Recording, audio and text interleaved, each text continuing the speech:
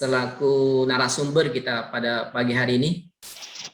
Yang saya hormati Ketua DPC PKS Jati Sampurna, yaitu Pak Dani Adriana, dan juga staf-staf dan ketua-ketua bidang yang membawahinya, yaitu, dan juga saya hormati ketua-ketua DPRA Kecamatan Jati Sampurna, dan juga para guru-guru kita, para asatijah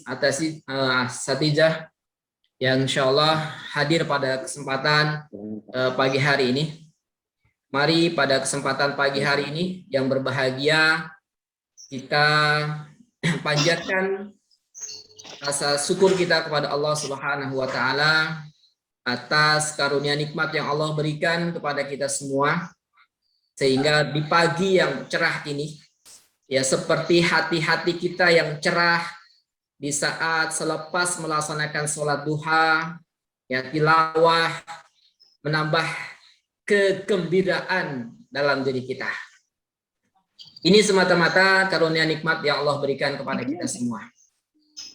Baik nikmat iman, nikmat Islam, serta nikmat sehat. Kesehatan bukanlah segala-galanya, tapi tanpa kesehatan segala-galanya tidak bermakna. Alhamdulillah Allah berikan kesehatan kepada kita hari ini. Berapa banyak orang-orang yang diberikan kesehatan, tapi tidak diberikan kesempatan oleh Allah, sehingga tidak bisa hadir pada kesempatan ini. Dan juga ada orang-orang yang diberi kesempatan, tapi dikasih sakit, juga tidak bisa hadir. Tetapi bisa dengan Zoom ini, alhamdulillah. Salawat dan salam tak lupa kita curahkan kepada junjungan kita Nabi besar Muhammad SAW, keluarganya, sahabatnya, dan para pengikutnya yang setia hingga yaumil kiamah. Bapak Ibu yang dirahmati Allah Subhanahu wa taala, sebelum kita mendengarkan kajian tadabbur Quran pada pagi hari ini, tentunya ada beberapa susunan acara yang saya selaku pembawa acara, yaitu Namin Awaludin, ini tinggal di daerah Puri Pesona, yaitu Kampung Pabuaran, ingin menyampaikan susunan acara kita pada pagi hari ini. Yang pertama adalah pembukaan, yang kedua itu pembacaan tilawah Al-Quran, dan yang ketiga sambutan, dan yang keempat tema kita pada hari ini yang insya Allah kajian tadabbur kita pada pagi hari ini.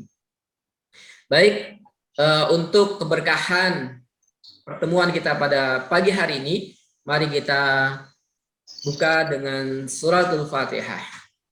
Al-hadiniyah wa nidin salihah wa idratan Nabi Mustafa Rasulullah sallallahu alaihi wasallam. Al-Fatihah. A'udzu billahi minasyaitonir rajim. Bismillahirrahmanirrahim. Alhamdulillahirabbil alamin arrahmanir rahim maliki yaumiddin. Iyyaka na'budu wa iyyaka nasta'in ihdinas siratal mustaqim. Siratal ladzina an'amta 'alaihim ghairil maghdubi 'alaihim waladdallin. Dan yang kedua itu tilawah Quran yang insya Allah akan disampaikan oleh Ustadz Al-Misar Hamid. Kepada beliau waktu ruang Zoom dipersilahkan. Syukran, Ustaz Amin. A'udzu billahi minasy syaithanir rajim. Bismillahirrahmanirrahim.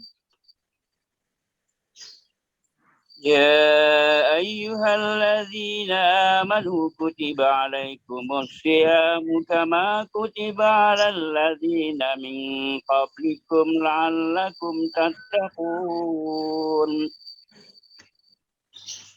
أياما معدودات فمن كان منكم مريضا أو على سفر فعدة من أيام أخر وعلى الذين يطيقونه فدية طعام مسكين فمن تطوع خيرا فهو خير له وَأَنْ خَيْرٌ لَكُمْ إِن كُنتُمْ تَعْلَمُونَ شهر رمضان الذي أنزل فيه القرآن هدى للناس وبينات من الهدى والفرقان فمن شهد منكم شهر رمضان الذي أنزل فيه القرآن هدى للناس وبينات من الهدى والفرقان ومن شهد منكم شهر يا أيها الذين آمنوا كونوا أنصار الله كما قال عيسى ابن مريم للحواريين من أنصاري إلى الله قال الحواريون نحن أنصار الله فآمنت طائفة من بني إسرائيل وكفر الطائفة فأيدنا الذين آمنوا على عدوهم فأصبحوا ظاهرين صدق الله العظيم. Sadaqallahul azim. Wa balagha Rasulullah Habibun Nabil Karim wa nahnu ala zalika minasyahidin wasyakirin walhamdulillahi rabbil alamin. Jazakallah pada Ustaz Al-Misar yang telah membacakan tilawah Quran. Semoga Allah Subhanahu wa taala berikan nambahkan keberkahan kita buat kita yang mendengarkan dan juga yang membacanya. Apalagi di bulan Ramadan ini Allah lipat gandakan pahala-pahala itu. Sahabat-sahabat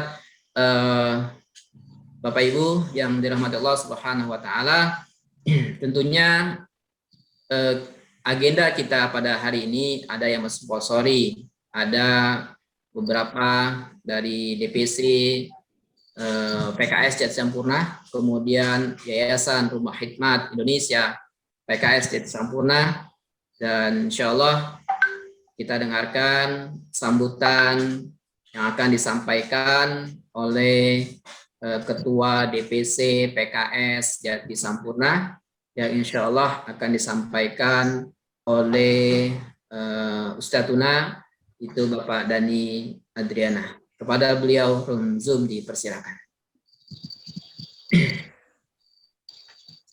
Ya, terima kasih buat Pak Namin yang telah membawakan acara pada pagi hari ini. Buat semuanya, Assalamualaikum warahmatullahi wabarakatuh. Waalaikumsalam. Alhamdulillahirabbil alamin. Wassalatu wassalamu ala sayyidina Muhammadin wa ala alihi wa sahbihi ajma'in. Amma ba'du, yang kami hormati Ustadz Hamawi, ahlan wa sahlan sudah berkenan hadir untuk memberikan ilmunya di majelis ini. Mudah-mudahan teman-teman semua nanti bisa mendengarkan dan mendapatkan tambahan ilmu yang bermanfaat, insya Allah. Dan kepada teman-teman semua, mudah-mudahan acara pagi hari ini bisa berjalan dengan lancar dan mendapatkan berkah dari Allah Subhanahu wa taala untuk mengisi kegiatan di bulan suci Ramadan ini. Insya Allah kita tetap jaga silaturahim walaupun dalam kondisi pandemi yang tidak memungkinkan untuk bertemu secara tatap muka dalam jumlah besar, makanya kita buat dalam bentuk online seperti ini. Mudah-mudahan semua yang kita laksanakan bisa bermanfaat buat PKS dan buat kita semua, insya Allah. Demikian dari saya. Assalamualaikum warahmatullahi wabarakatuh. Waalaikumsalam warahmatullahi wabarakatuh.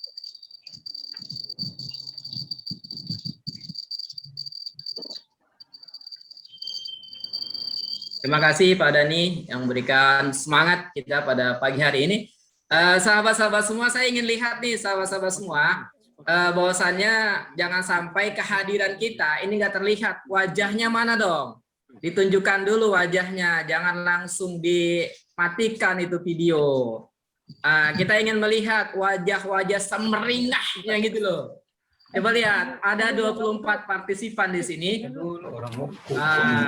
Pandi, tolong difoto nih Pandi wajah-wajahnya yang keren-keren hari ini. Ya, di hari yang ke-6 bulan Ramadan. Ke-6 apa ke-7 hari ini ya? Ke-7 ya? Masya Allah.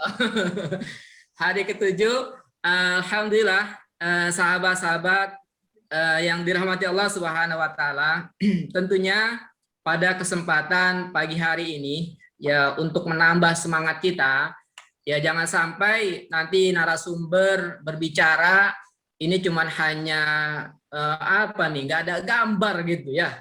Ini makhluknya kemana ini? Dan juga saya mengingatkan kepada sahabat-sahabat semua, peraturan daripada Zoom ini ya diharapkan di belakangnya tuh backgroundnya tidak ada yang berseliweran di sana.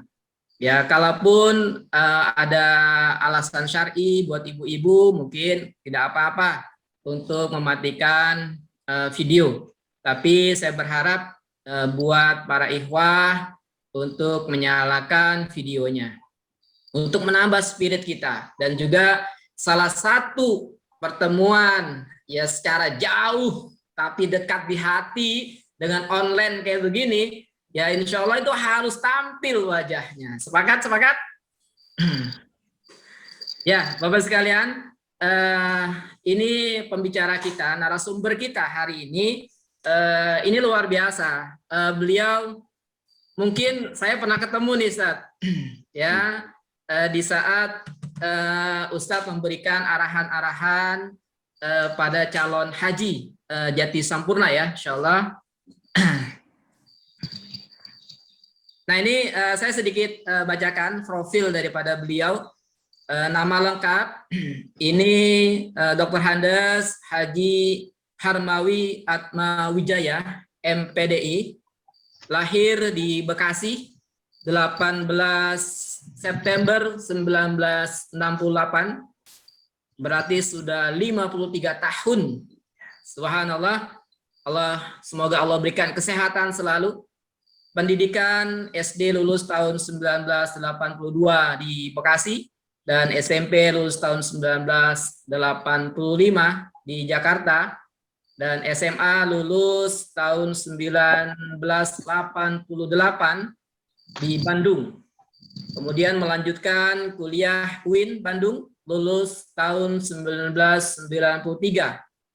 Dan kemudian di pesantren Al-Jawami dari tahun 1985 sampai tahun 1994 di Bandung. Kemudian S2 masih proses beliau di Universitas Az-Zahra Kampung Melayu, Jakarta Timur. Pekerjaan beliau ini sebagai tim konsultan di Bappenas untuk daerah tertinggal itu dari tahun 1994 sampai dengan tahun 1999 di Aceh Tengah. Sekarang beliau aktif di KUA Jati Sampurna, ya, KUA Jati Sampurna. Jadi buat sahabat-sahabat semua yang mau berhubungan dengan beliau silahkan ya mendaftarkan diri. Tinggal beliau ini sebagai tokoh masyarakat di RW 01 Kelurahan Jatiranggon. Beliau tinggal di Gang Ridho, ya, di Gang Ridho RW 01. Tentunya tetangga saya dong, Pak. Ya? Tetangga saya ini kayaknya. Wah, iya Pak Ato ini tetangga. Dekat koperasi SMS. Ya, insya Allah Bapak Ibu sekalian, alhamdulillah partisipan kita pada hari ini sudah 25 yang hadir. Semoga Allah mudahkan buat sahabat-sahabat yang belum hadir, dan juga pastikan Bapak Ibu sekalian, jadikanlah saat ini sebelum kita menerima materi dari narasumber kita, jadilah seperti gelas yang kosong. Jadilah seperti gelas yang kosong siapapun kita hari ini, apapun diri kita, jabatan kita, level kita hari ini, maka jadilah seperti gelas yang kosong. Kita siap diisi oleh siapapun. Sehingga ketika kita menjadi gelas yang kosong, ketika diisi air, dia sampai melimpah, dia akan menampung ilmu tersebut. Dan ketika melimpah, limpahan-limpahan itu menjadi ilmu yang barokah. Siap sahabat-sahabat? Ya. Are you ready? Semangat. Takbir ya, takbir. Allahu Akbar. Allahu Akbar. Allahu Akbar.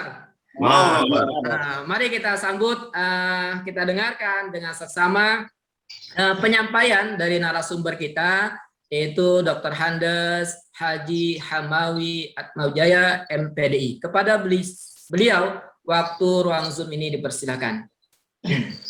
Pak Jumadi bisa dibantu mungkin materi.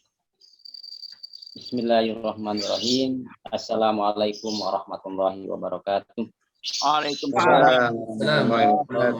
Alhamdulillah wassalatu wassalamu ala Rasulillah wa ala alihi wa ashabihi wa mawalah subhanallah ilaha illallah wahdahu la syarikalah wa asyhadu anna Muhammadan abduhu wa rasuluhu la nabiyya ba'dah. Allahumma sholli wa sallim wa barik ala sayyidina Muhammadin wa ala alihi wa ashabihi asma'in amma ba'du. Pertama-tama yang saya hormati pengurus TPC PKS Kecamatan Jati Sampurna beserta jajarannya, para ikhwan, ikhwat, anggota PKS Kecamatan Jati Sampurna yang sama-sama dirahmati Allah Subhanahu wa taala.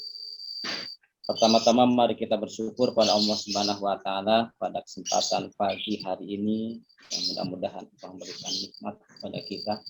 Pertama adalah nikmat iman, Islam, sehat walafiat dan nikmat panjang umur, sehingga kita dapat bermusyafahah, bermuajahah walaupun dalam jarak jauh. Mudah-mudahan musyafahah kita, muajahah kita ini menjadi keberkahan, dapatkan keberkahan dari Allah Subhanahu wa taala.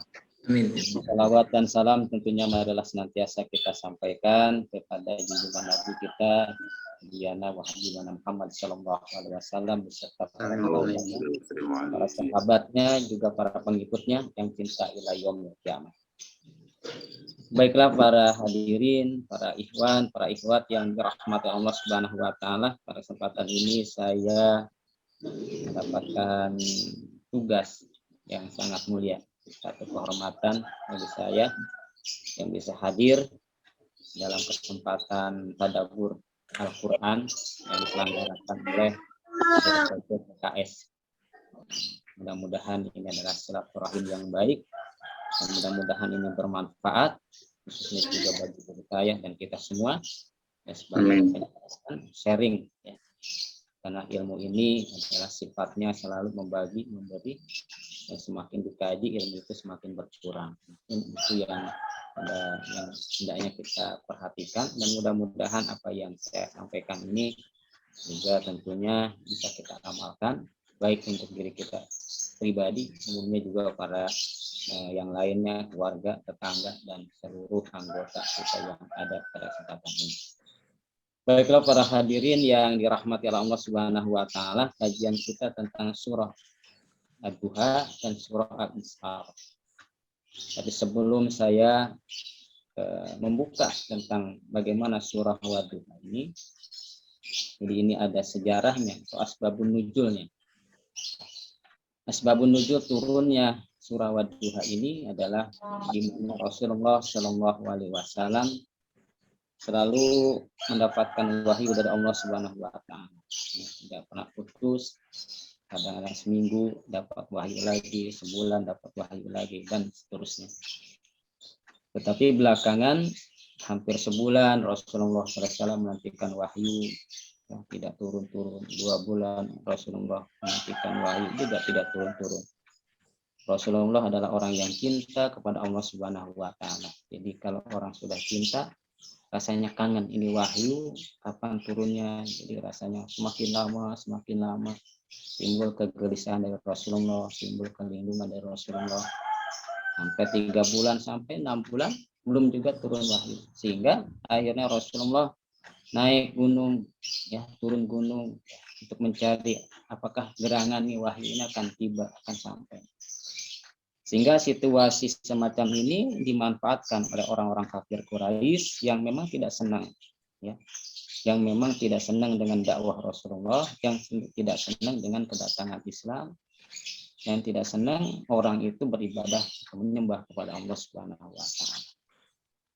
Maka dikatakan di dalam hadis Rasulullah SAW, istakal Rasulullah SAW falam yakum laitani aw salasan. Telah mengadu Rasulullah SAW, dia tidak hadir, ya, sampai 2 hari, 3 hari. Maka datanglah seorang perempuan, ya, yaitu Ummi Jamil, istrinya Abu Lahab. Dia berkata, yang kurang lebihnya, aku berharap bahwasanya setan kamu akan meninggalkan kamu ya Muhammad. Jadi saking bencinya mungkin kepada Rasulullah SAW, dia mengharapkan bahwasanya Allah Subhanahu wa taala tidak lagi datang kepada Nabi Muhammad dan meninggalkan Nabi Muhammad, dan dia mengatakan bahwasanya Allah Subhanahu wa taala itu sudah benci kepada Nabi Muhammad, dan Nabi Muhammad itu sudah dibuang, sehingga tidak datang lagi itu wahyu kepada Nabi Muhammad, tidak turun lagi itu wahyu kepada Nabi Muhammad. Itulah salah satu, maka turunlah surah ini, ya wadduha walaili idza saja. Dalam kajian Profesor Quraisy Shihab, bahwasanya asbabun nuzulnya surah wadduha ini adalah disebabkan, yang pertama adalah karena adalah tahun yang duka cita. Tahun duka cita bagi Rasulullah SAW, ditinggal wafat oleh istri tercintanya, yaitu Siti Khadijah. Ya, orang yang selama ini memberikan motivasi, yang memberikan dukungan baik materi, moral dan sebagainya, sehingga Rasulullah bisa bangkit, Rasulullah bisa semangat, Rasulullah bisa cerah berdakwah, ya, bisa berani berdakwah, dan selalu membantu kepada Rasulullah SAW, ternyata dipanggil oleh Allah Subhanahu wa taala. Itu Rasulullah merasa duka cita yang dalam, ditinggal oleh seorang istri yang selalu mendampingi. Dan mungkin kita juga kalau ditinggal oleh istri kita, atau sebaliknya oleh suami kita yang selalu setia mendampingi kita, yang setiap hari sharing, setiap hari curhat, berbagi dan sebagainya, ini dipanggil oleh Allah Subhanahu wa taala. Tentunya mungkin ya masa kesepian, masa kesedihan, ya, namanya manusia gitu ya. Ada sifat-sifat semacam itu. Enggak lama kemudian juga sama, yaitu paman beliau yang selama ini juga membantu beliau. Walaupun memang dia tidak seagama, tetapi tetap membantu kepada Rasulullah SAW perjuangan itu. Akhirnya sama, dipanggil oleh Allah Subhanahu wa taala. Akhirnya bertambah sedih ke Rasulullah. Bertambah sedih. Selanjutnya yang ketiga itu karena apa? Karena perilaku orang-orang Arab jahiliyah semakin membabi buta. Bagaimana Rasulullah SAW diintimidasi, bagaimana Rasulullah dihina, bagaimana Rasulullah dikucilkan. Ya, sedangkan juga kehidupan masyarakat jahiliyah itu ya semakin jadi di dalam kejahilannya, sehingga Rasulullah khawatir ini kalau terus-terusan begini, ini tidak lagi ada orang yang beribadah kepada Allah, tidak ada lagi orang yang menyembah kepada Allah Subhanahu wa taala. Sedih sebenarnya. Maka hal semacam ini dimanfaatkan oleh orang kafir Quraisy, bahwasanya mereka menyangka Rasulullah itu sudah dibuang, sehingga Rasulullah itu linglung jalan kemari ke sana seperti nggak ada tujuannya. Bahkan karena seringnya Rasulullah bolak-balik ke gunung untuk ya mencari inspirasi kapan nih wahyu ini, sehingga Rasulullah bahkan disebut gila oleh para orang-orang kafir Quraisy. Maka Allah Subhanahu wa taala akhirnya berfirman, bersumpah, turunlah surah Ad-Duha ini. Wad-duha wal laili ijazahnya. Wad-duha itu artinya waktu naik matahari naik penggalahan. Jadi matahari penggalahan ini seperti sekarang ini sedang baik-baiknya, cerah, ya, sedang bagus-bagusnya. pikiran juga cerah, semilir angin dan sebagainya itu. Waktu yang baik Tuhan duha. Dan turunnya keberkahan dari Allah Subhanahu wa taala waktu-waktu tersebut, sehingga kita disunahkan untuk sholat duha, memulai aktivitas kita sebelumnya dengan sholat duha. Karena Allah Subhanahu wa taala akan memberikan karunia, keberkahan, kelebihan bagi orang-orang yang menjalankan. Walaili ijazah. Dan Allah Subhanahu wa taala juga bersumpah. Ini wawunya di sini sebutnya namanya wawu qasam, artinya sumpah Allah Subhanahu wa taala. Dan Allah bersumpah lagi walaili ijazah, dan demi malam yang apabila sudah sepi, mulai sepi. Nah, kalau malam itu sudah sepi, ya, rasanya Rasulullah mungkin menggambarkan ya sebagaimana sepinya Rasulullah sallallahu alaihi wasallam. Jadi adalah kalau malam sudah sepi itu akan timbul apa? Berbagai macam kejahatan. Ya, namanya malam sudah gelap, berbagai macam kemaksiatan, bagaimana kezaliman yang tidak nampak. Ya, malam. Maka kata Allah Subhanahu wa taala, "Ma wadda'aka rabbuka wa ma qala."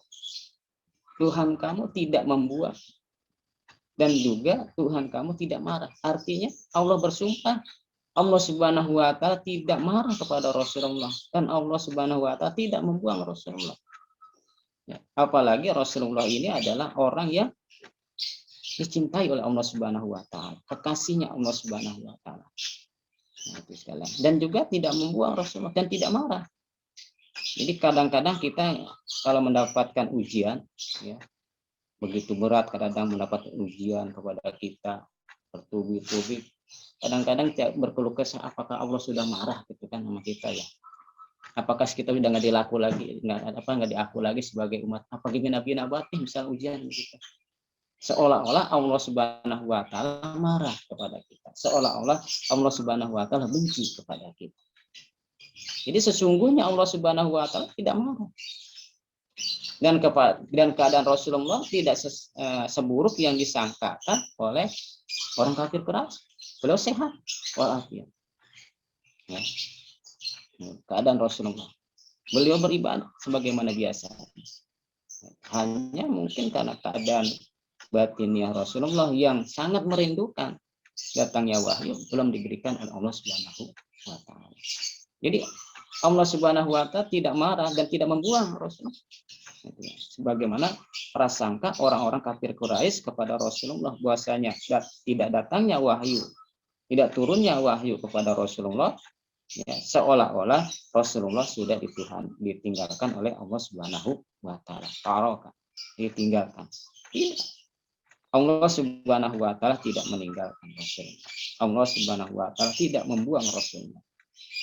Katakan Aima taroka rabbuka ya Muhammad unda iftaroka. Sesungguhnya ya, tidak Allah Subhanahu wa taala tidak meninggalkan engkau ya Muhammad setelah engkau mencari. Ya, Rasulullah selama ini mencari datangnya wahyu kapan. Wala abghaduka min ahlika, dan Rasulullah tidak benci. Allah Subhanahu wa taala tidak benci, tidak marah. Tatkala pada siapa? Yaitu kepada Rasulullah yang dicintai oleh Allah Subhanahu wa taala. Jadi walaupun seandainya ini wahyu tidak datang, bukan berarti Allah Subhanahu wa taala marah. Bukan berarti Rasulullah dibuang, bukan. Jadi mungkin ini prasangka orang kafir Quraisy kepada Nabi kita bahwasanya ini Allah Subhanahu wa taala sudah membuang. Allah Subhanahu wa taala sudah marah kepada Nabi kita Muhammad sallallahu alaihi wasallam. Itu wajar. Kenapa? Yang namanya manusia ya, pasti akan mendapatkan ujian, cobaan. Itu juga kita hidup. Ya, di alam dunia ini selalu dapat ujian dari Allah Subhanahu wa taala. Ya. Baik ujian kesulitan, baik ekonomi, kesehatan, nah, semuanya hidup di masyarakat dapat ujian dari Allah Subhanahu wa taala. Kadang-kadang ujian itu juga bertubi-tubi datang kepada kita. Nah, itu ya. Dan kadang-kadang kita yang orang yang tidak beriman mungkin kadang kita berkeluh kesah kepada Allah Subhanahu wa taala. Tetapi ujian yang datang, kesulitan yang Allah berikan kepada kita bukan berarti Allah Subhanahu wa taala marah kepada kita. bukan berarti Allah Subhanahu wa taala membuang kita. Tetapi itu adalah merupakan kasih sayang Allah Subhanahu wa taala. Kenapa? Karena setelah ujian datang, Allah akan memberikan kemenangan. Apa syaratnya? Ya, syaratnya kata Allah Subhanahu wa taala, walal akhiratu khairul laka minal ula.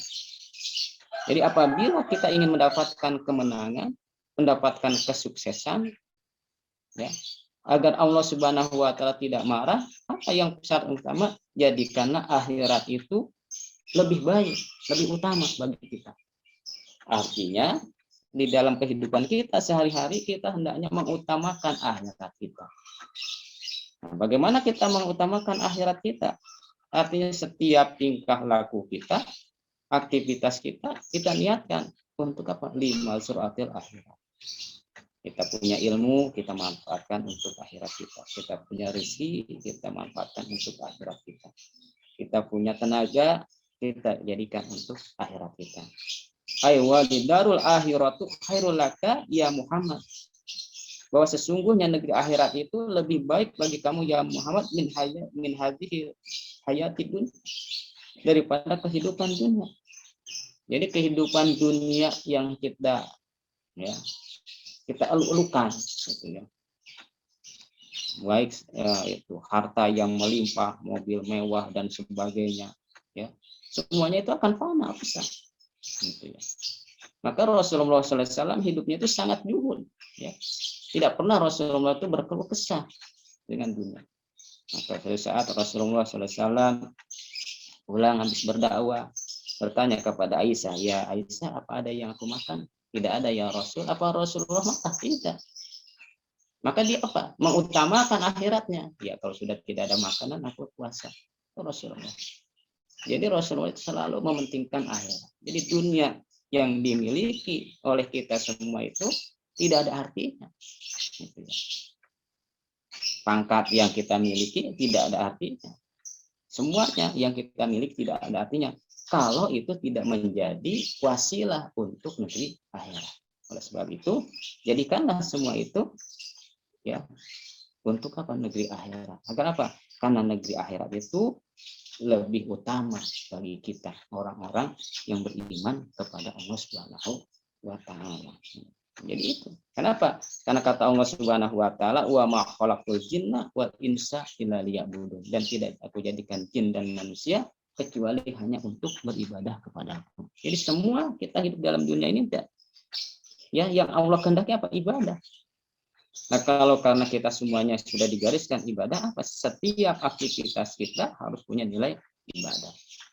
Kan kalau kita kerja niat kita ibadah dapat pahala. Kita makan niat kita ibadah dapat pahala. Ya. Kita membantu orang dapat pahala.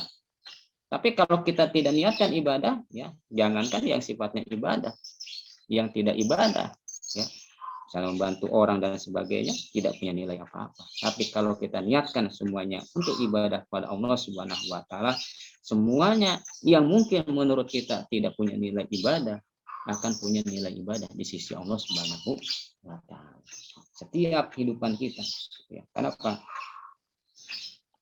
Ya'mal misqala dzarratin khairan yarah. Setiap amal kita sebesar biji zarah, sebesar biji sawi, ya, biji sawi akan dibalas oleh Allah Subhanahu wa taala. Jadi setiap ibadah kita, walaupun kecil, ya, kita ngasih uang anak yatim misalnya Rp1.000 atau kita ngasih ke pengemis ya Rp1.000, pengamen saja, karena kita niatnya itu ibadah, punya nilai ibadah. Kita membantu kepada sesamanya, bantu anak yatim, tetangga yang sakit misalnya, membantu orang-orang yang kesulitan, kesusahan. Kita ikhlas, ini ibadah kita pada Allah. Punya nilai ibadah. Pagi-pagi kita sudah pergi kerja, niat kita mencari nafkah, karena mencari nafkah itu diwajibkan oleh Allah Subhanahu wa taala. Niat kita adalah untuk ibadah pada Allah, untuk ibadah keluarga kita, anak kita kepada Allah Subhanahu wa taala. Maka setiap langkah kita punya nilai ibadah walaupun itu bekerja ke kantor sekali. Apalagi kita sholat, apalagi kita puasa seperti bulan Ramadan ini yang dilipat gandakan oleh Allah Subhanahu wa taala. Wah, begitu banyaknya nilai pahala yang Allah berikan kepada kita. Kenapa? tujuan kita untuk akhirat. Karena kata Allah, syaratnya agar kita mendapatkan kemuliaan dari Allah, syaratnya agar kita tidak dibuang oleh Allah, syaratnya agar kita tidak dimarahi oleh Allah Subhanahu wa taala. Jadikan akhirat ini khairul laka minal ula, lebih utama bagi kita. Itu yang paling utama. Jadi semua, insya Allah, apapun kesulitan kita, Allah buka. Apapun musibah yang kita jalani, hadapi, Allah akan bukakan pintu hidayah dari Allah Subhanahu wa taala. Itulah kata Allah Subhanahu wa taala. Maka dalam ayat yang lain kata Allah Subhanahu wa taala, wala saufa yu'tika rabbuka fatarda. Dan Allah Subhanahu wa taala akan memberikan kurnia ya kepada kamu. Fatarda, dan kamu ridho. Kalau kita sudah menjalankan apa yang diperintahkan oleh Allah Subhanahu wa taala, kita beribadah kepada Allah, menjalankan perintah Allah, menjauhi larangan Allah Subhanahu wa taala, kita bersabar, kita selalu bersyukur kepada Allah Subhanahu wa taala. Pasti Allah akan berikan karunia-Nya kepada kita. Kesulitan yang kita hadapi pasti ada jalan keluarnya. Ya. Ini sekalian. Dan kita akan mendapatkan keridhaan, kemenangan dari Allah Subhanahu wa taala. Maka orang yang mendapatkan ujian dari Allah Subhanahu wa taala, tatkala dia keluar lepas dari ujian itu, kadang-kadang dia merasa bahagia. Apalagi semuanya itu berdasarkan petunjuk Allah Subhanahu wa taala. Kadang-kadang kalau kita sudah membantu orang, bagi kita orang beriman, rasanya kita bahagia. Tapi kadang-kadang kita sedih kalau kita tidak bisa membantu orang. Kenapa? Karena tidak ada panggilan iman kita. Karena kita sudah menjadikan akhirat itu bagian penting bagi kehidupan kita. Nah, itu sebenarnya yang Allah Subhanahu wa taala memberikan. Ay wasaufa yu'tika rabbuka fil akhirati. Dan Allah Subhanahu wa taala memberikan kepada kita di negeri akhirat min as-sawabi, berikan pahala Allah. Wal karomah, Allah berikan karomah kepada kita. Kalau orang yang ibadah kepada Allah, orang yang menjadikan hidupnya untuk akhirat itu lebih utama. Berikan kemuliaan Allah, hidupnya mulia. Ya, di dunia ya dihormati orang, ya, disegani orang, ya, baik keluarganya, tetangganya. Gitu. Kalau orang yang selalu ibadah kepada Allah Subhanahu wa taala, orang yang suka membantu. Tapi kalau orang yang tidak ibadah kepada Allah, orang yang maksiat terus kepada Allah Subhanahu wa taala, maka jauh dia dari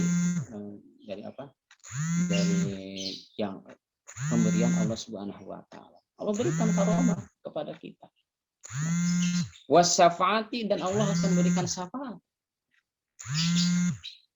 yang Allah berikan kepada kita. Dalam satu riwayat dikatakan Ibnu Abbas, wa hiya syafaatu fi ummati hatta yarda. Allah memberikan syafaat kepada Rasulullah SAW untuk umatnya sehingga Rasulullah ridho. Satu ketika ruwiya Nabi sallallahu alaihi wasallam zakar ummatihi faqala Allahumma ummati ummati. Satu ketika Nabi kita Muhammad sallallahu alaihi wasallam selalu menyebut umat-umat. Allahumma ummati, Allahumma ummati, Allahumma ummati, sambil menangis. Akhirnya Allah Subhanahu wa taala menyuruh kepada malaikat, ya Jibril, coba lihat tuh apa yang ditangisi oleh Muhammad. Tanya, apa yang ditangisi? Padahal Allah Subhanahu wa taala ya mengetahuinya. Apa yang ditangisi oleh Rasulullah. Kenapa? Karena Rasulullah begitu cintanya kepada umat. Begitu sayangnya. Jadi kalau Rasulullah diberikan kemuliaan di akhirat, maka Rasulullah juga ingin umatnya diberikan kemuliaan. Tuh. Inilah cinta Rasulullah kepada umatnya. Maka kadang-kadang cinta Rasulullah kepada umatnya tidak sebanding cinta kita kepada Rasulullah. Sering kita tidak menjalankan sunnah-sunnahnya. Sering kita tidak ingat kepada apa yang diajarkan oleh Rasulullah dan sebagainya. Ini yang paling utama. Jadi harusnya kita lebih cinta kepada Rasulullah. Apa yang Rasulullah ajarkan, sunnahkan, hendaknya kita harus menjalankan. Minimal kita menjalankan sunnah-sunnahnya. Akhirnya apa sekalian? Karena setiap doa Nabi itu mustajabatun. Likulli nabi dakwatun mustajabatun. Dan setiap Nabi itu punya doa yang mustajab. Fatajala kullu nabi dakwatu. Maka Allah Subhanahu wa taala mempermudah doa para nabinya. Wa inni istabati dakwati syafati li ummati yaumil qiyamah. Jadi Rasulullah sallallahu alaihi wasallam ini berdoa ya kepada Allah Subhanahu wa taala agar bisa memberikan pertolongan kepada umat nanti di yaumil qiyamah. Maka akhirnya Allah Subhanahu wa taala mengabulkan apa yang diminta oleh Nabi kita Muhammad sallallahu alaihi wasallam. Maka Allah memberikan kemuliaan yang karunia kepada Nabi kita Muhammad SAW yang ridho Nabi. Apa? Yaitu mendapatkan syafaat. Jadi Rasulullah salah satu Nabi yang hanya bisa memberikan syafaat. Nabi-Nabi yang lain tidak bisa. Tatkala nanti semua umat manusia minta tolong. Ya, begitu banyak persoalan permasalahan, lari ke sana kemari minta pertolongan, tidak ada yang sanggup kecuali Nabi kita Muhammad Sallallahu Alaihi Wasallam. Apa yaitu syafaat?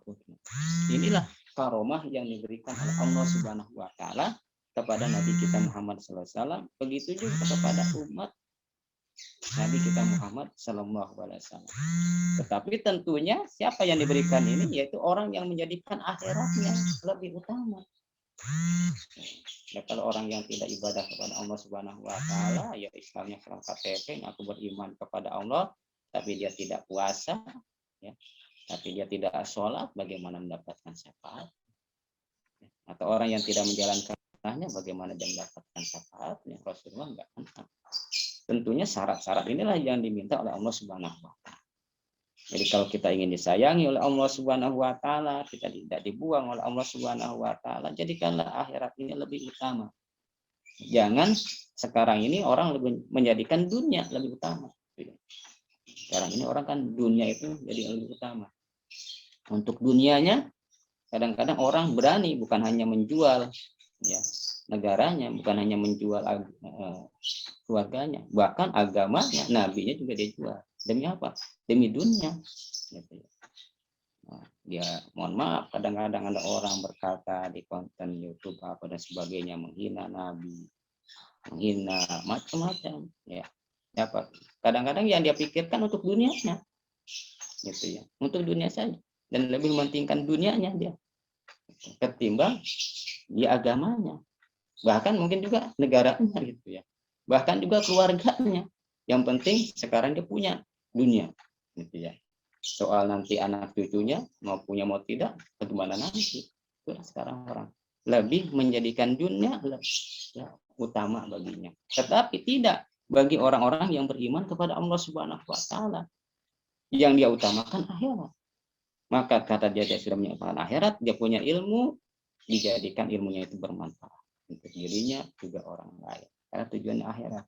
Dia punya harta, begitu juga bermanfaat, dia sedekahkan, dia infakkan, dia zakatkan, ya, bukan hanya dia miliki untuk dirinya, tapi juga untuk orang lain. Dia punya tenaga, begitu juga dia punya pikiran, dan juga dia punya pangkat, jabatan, semuanya dijadikan itu untuk ilmu al-akhir. Inilah kata Allah Subhanahu Wa Taala. Inilah maka yang Allah berikan kepada kita kalau kita lebih mengutamakan. Jadi tatkala Allah Subhanahu Wa Taala telah memberikan ujian dan cobaan yang begitu besar kepada Nabi kita Muhammad Sallallahu Alaihi Wasallam, akhirnya Allah Subhanahu Wa Taala memberikan kemudahan. Ya, salah satunya. Maka setelah itu turunlah, setelah Rasulullah berkeluh kesah dan sebagainya, turunlah wahyu dari Allah, salah satunya surah juga ini, terus surah insya Allah terus turun, sehingga Rasulullah SAW kembali bersemangat, kembali sarah dan sebagainya. Alam yajidka yatiman fa'awa. Maka di dalam ayat yang selanjutnya kata Allah Subhanahu Wa Taala, bukankah dia Allah Subhanahu Wa Taala mendapati sebagai anak yatim, lalu dia melindungi. Para ikhwan akhwat yang dirahmati Allah Subhanahu Wa Taala, Nabi kita itu yatim dari semenjak lahir. masih dalam kandungan, ya, sudah yatim. Orang tuanya, ya, orang tuanya Rasulullah lebih dahulu meninggal. Tatkala Rasulullah masih dalam kandungan. Tatkala lahir, ya, berselang kemudian 6 tahun kemudian juga ibundanya meninggal. Sekalian. Tetapi Nabi kita dalam pemeliharaan Allah Subhanahu wa taala. Apa maksudnya? Tatkala Rasulullah di dalam kandungan dia yatim, ya. Ay alam ya'takum ya Muhammad yatima fi sogirka fa awakallahu ila umika habitoli. Allah Subhanahu wa taala menjaga Nabi kita Muhammad sallallahu alaihi wasallam baik jasmani maupun rohani. Ya, tatkala Rasulullah di dalam kandungan tidak pernah itu ibunya Siti Aminah mengajak menyembah kepada berhala, tidak, dijaga. Ya. Tidak pernah berkeluh kesah, tidak pernah musyrik kepada Allah Subhanahu wa taala. Kandungan Rasulullah terjaga. Ya, kalau kita kan mohon maaf ibu-ibu sekarang misalnya ya bukannya dijaga, sengaja misalnya didengarkan bayinya itu dalam kandungan musik dangdut misalnya gitu. Harusnya apa? Sholawat gitu ya. Baca Al-Qur'an, menjaga akidahnya di dalam kandungan. Sebagaimana Rasulullah dijaga oleh Siti Aminah, enggak pernah terus dibawa kepada hal-hal yang maksiat. Ya, dijaga. Allah menjaganya. Tidak pernah Rasulullah yang diajak kepada berhala dan sebagainya. Tidak. Begitu juga tatkala Rasulullah sallallahu alaihi wasallam dijaga oleh Allah Subhanahu wa taala. Ya. Walaupun beliau yatim sudah dijaga oleh Allah Subhanahu wa taala. Ya. Begitu juga tatkala beliau diajak oleh pamannya, ya, oleh Abu Thalib, ya. Kemana itu perjalanan ke apa itu? Ke Taif ya kalau salah. Ke Syam untuk berdagang. Ya. Dijaga sehingga kalau Rasulullah itu jalan, ya, maka selalu ada awan yang melindungi Rasulullah. Aduh. Rasulullah dalam perjalanan. Jadi Rasulullah itu selalu dijaga dan dalam kehidupannya juga oleh pamannya, kakeknya dijaga oleh pamannya. Ini Rasulullah. Jadi walaupun dalam keadaan yatim, Rasulullah dalam penjagaan Allah Subhanahu wa taala. Nah, itulah orang yang beribadah kepada Allah Subhanahu wa taala yang dimuliakan oleh Allah Subhanahu wa taala akan selalu mendapatkan penjagaan dari Allah. Jadi kita tidak boleh wala takhaf wala tahzan innallaha ma'ana. Jadi kita bagi orang-orang yang beriman kepada Allah Subhanahu wa taala, kita tidak perlu penjagaan yang dari manusia, cukup Allah Subhanahu wa taala kalau kita yakin kepada Allah. Nabi kita aja dari semenjak dia di dalam kandungan dijaga oleh Allah Subhanahu wa taala. Jadi kalau orang yang ibadah kepada Allah, pasti Allah jaga. Walaupun dia mendapatkan kesulitan, mendapatkan kesusahan dan sebagainya, tidak ada yang jaga manusia, tapi Allah Subhanahu wa taala yang jaga. Apalagi orang-orang yang tidak berdosa kepada Allah Subhanahu wa taala. Nah, itulah. Maka kita kepada anak yatim itu harusnya apa? Harusnya kita selalu berbuat baik. Kadang-kadang bersyukur ya. Kalau kita punya rezeki, hendaknya kita ya berikan kepada anak yatim. Nah, itu adalah sebagai tanda syukur kita kepada Allah Subhanahu wa taala. Kenapa? Karena para anak yatim itu insya Allah dijaga oleh Allah Subhanahu wa taala. Ini kata Allah Subhanahu wa taala. Jadi kenapa? Ya kita harus senantiasa dilahirkan, pasti kita semuanya akan mengalami keyatiman ya. Pasti karena orang tua kita akan dipanggil oleh Allah Subhanahu wa taala. Hanya bedanya mungkin ada orang yang dipanggil orang tuanya ya yang sudah masih kecil, ada orang tuanya dipanggil kita yang sudah besar, atau orang tuanya dipanggil sudah kita juga sudah berkeluarga. Ya sama yatim kita sekalian. Hanya yatim yang yang diberikan santunan ya tentunya anak yatim yang masih kecil, kalau yang sudah tua ya. Jadi orang yang beriman kepada Allah Subhanahu wa taala pasti dia mendapatkan perlindungan dari Allah Subhanahu wa taala. Ya. yang Allah berikan kepada kita. Maka dikatakan hendaknya kita selalu berbuat baik kepada anak-anak yatim. Karena Rasulullah dulu adalah orang yatim. Ini kata Allah Subhanahu wa taala. Wa wajadaka dhallan fahada. Dan tatkala Rasulullah sallallahu alaihi wasallam dalam keadaan linglung. Ya.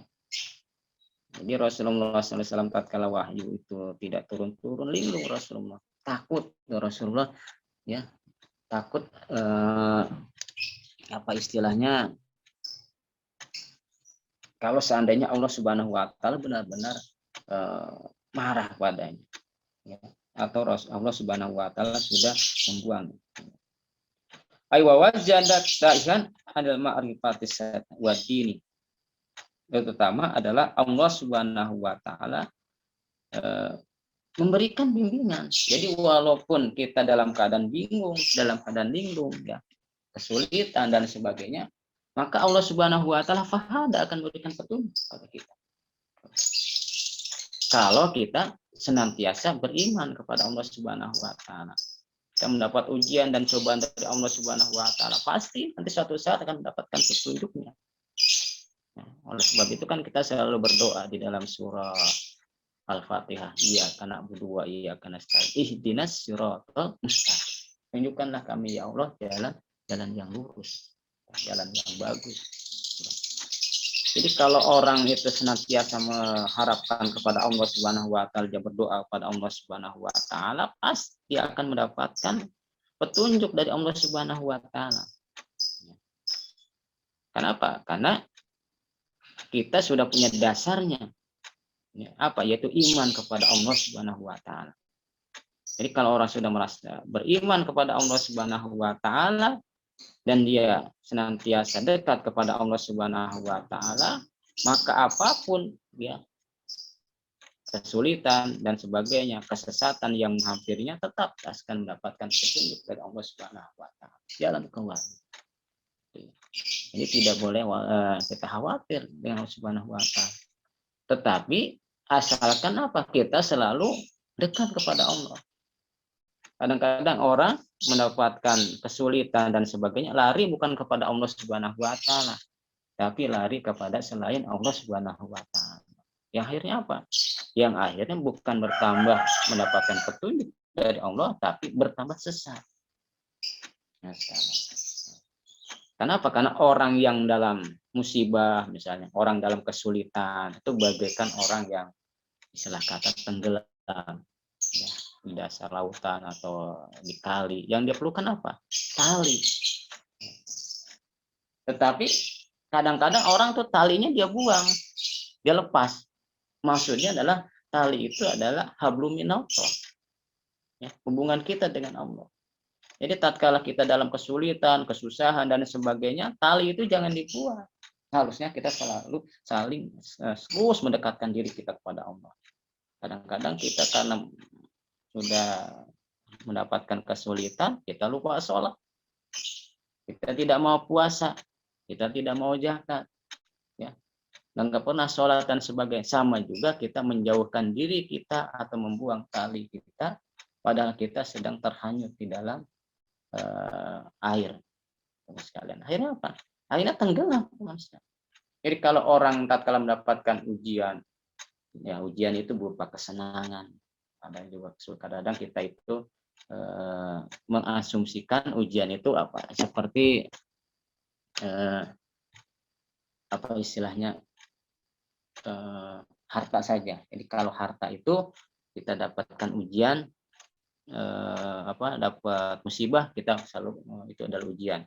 Tapi kalau kita dapat harta, kesenangan dan sebagainya, itu kadang-kadang kita seolah-olah kita tidak mendapatkan ujian, padahal itu adalah kesenangan adalah ujian. Kesulitan adalah ujian. Kita sakit ujian. Bisa nggak nih kita apa istilahnya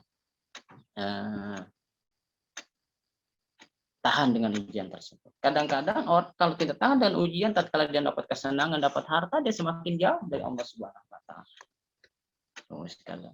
Pangkat adalah ujian, anak adalah ujian. Ujian dari Allah Subhanahu wa taala.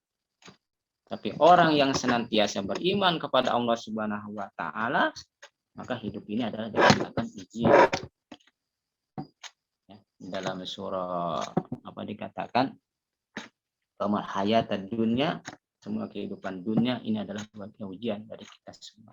Hidup dan mati itu adalah ujian. Ya, hidup kita adalah ujian, mati kita adalah ujian. Ya, tatkala kita hidup diuji oleh Allah Subhanahu wa taala.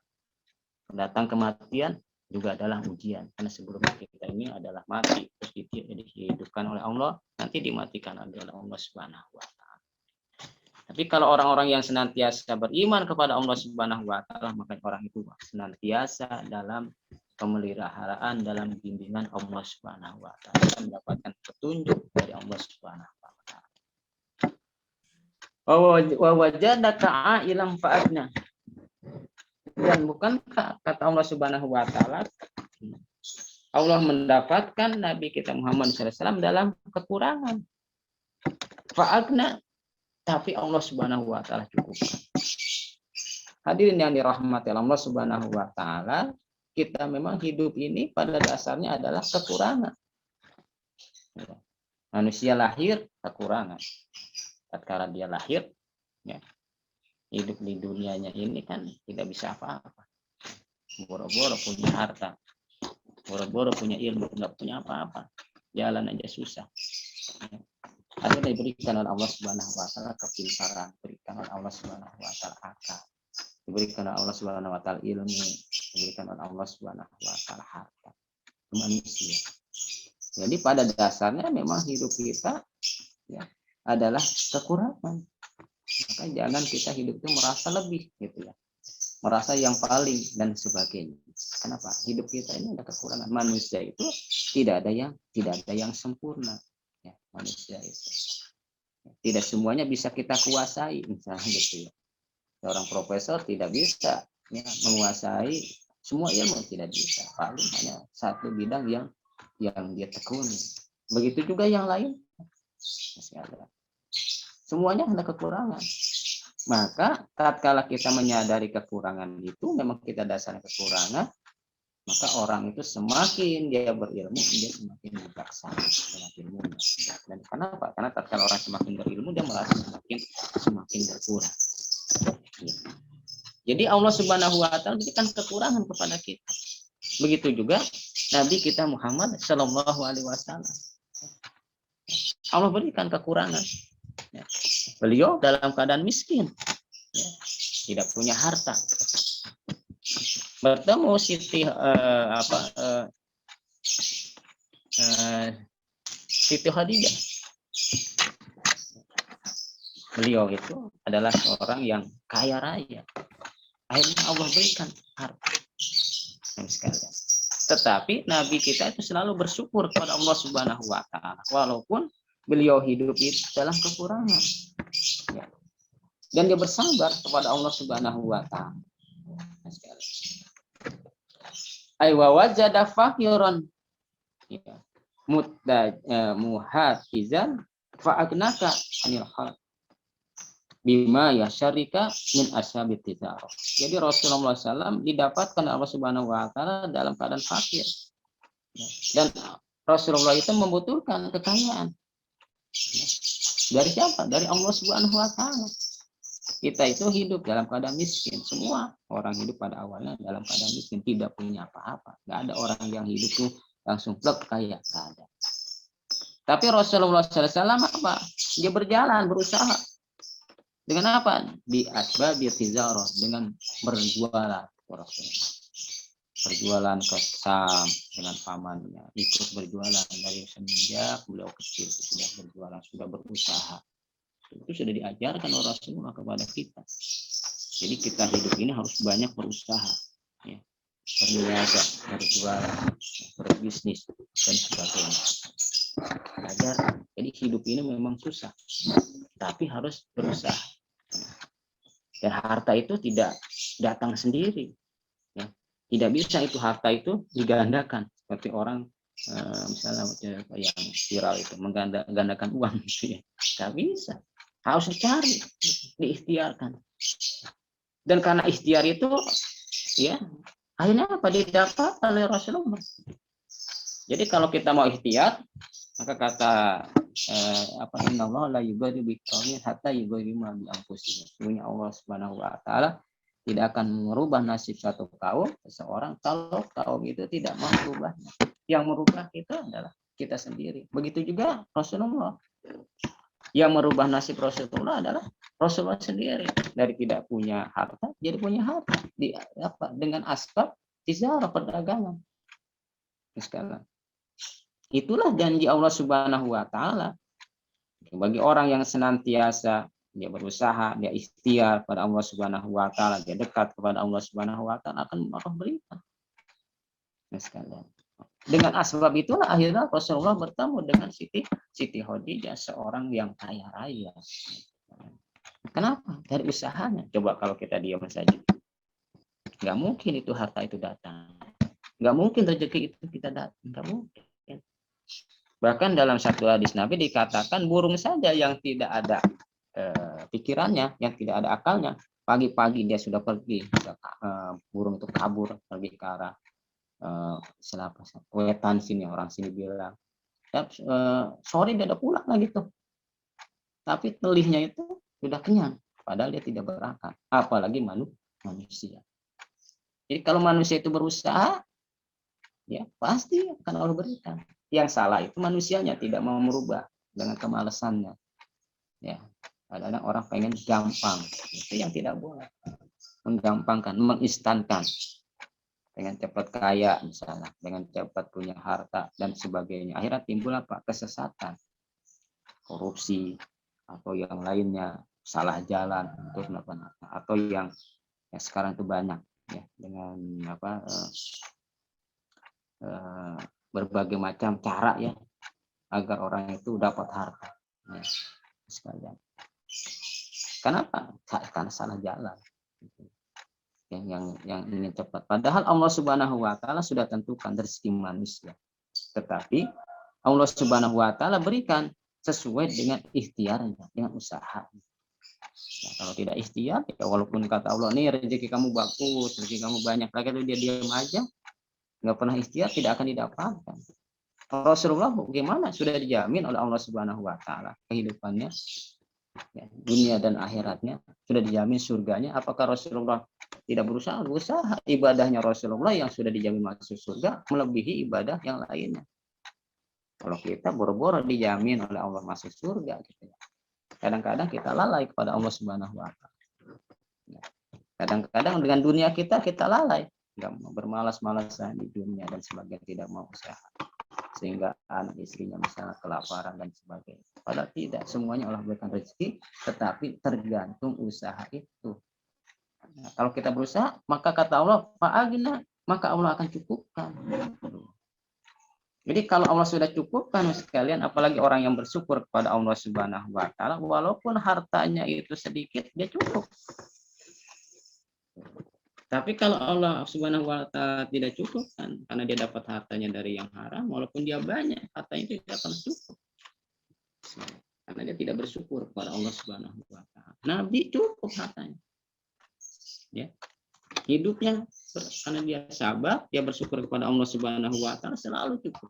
Enggak pernah Rasulullah itu tidak cukup. Ya. Tapi kadang-kadang manusia yang Allah Subhanahu wa taala berikan harta yang melimpah tidak pernah cukup-cukup. Sekalian. Kenapa? Karena tidak pernah mau bersyukur kepada Allah Subhanahu wa taala.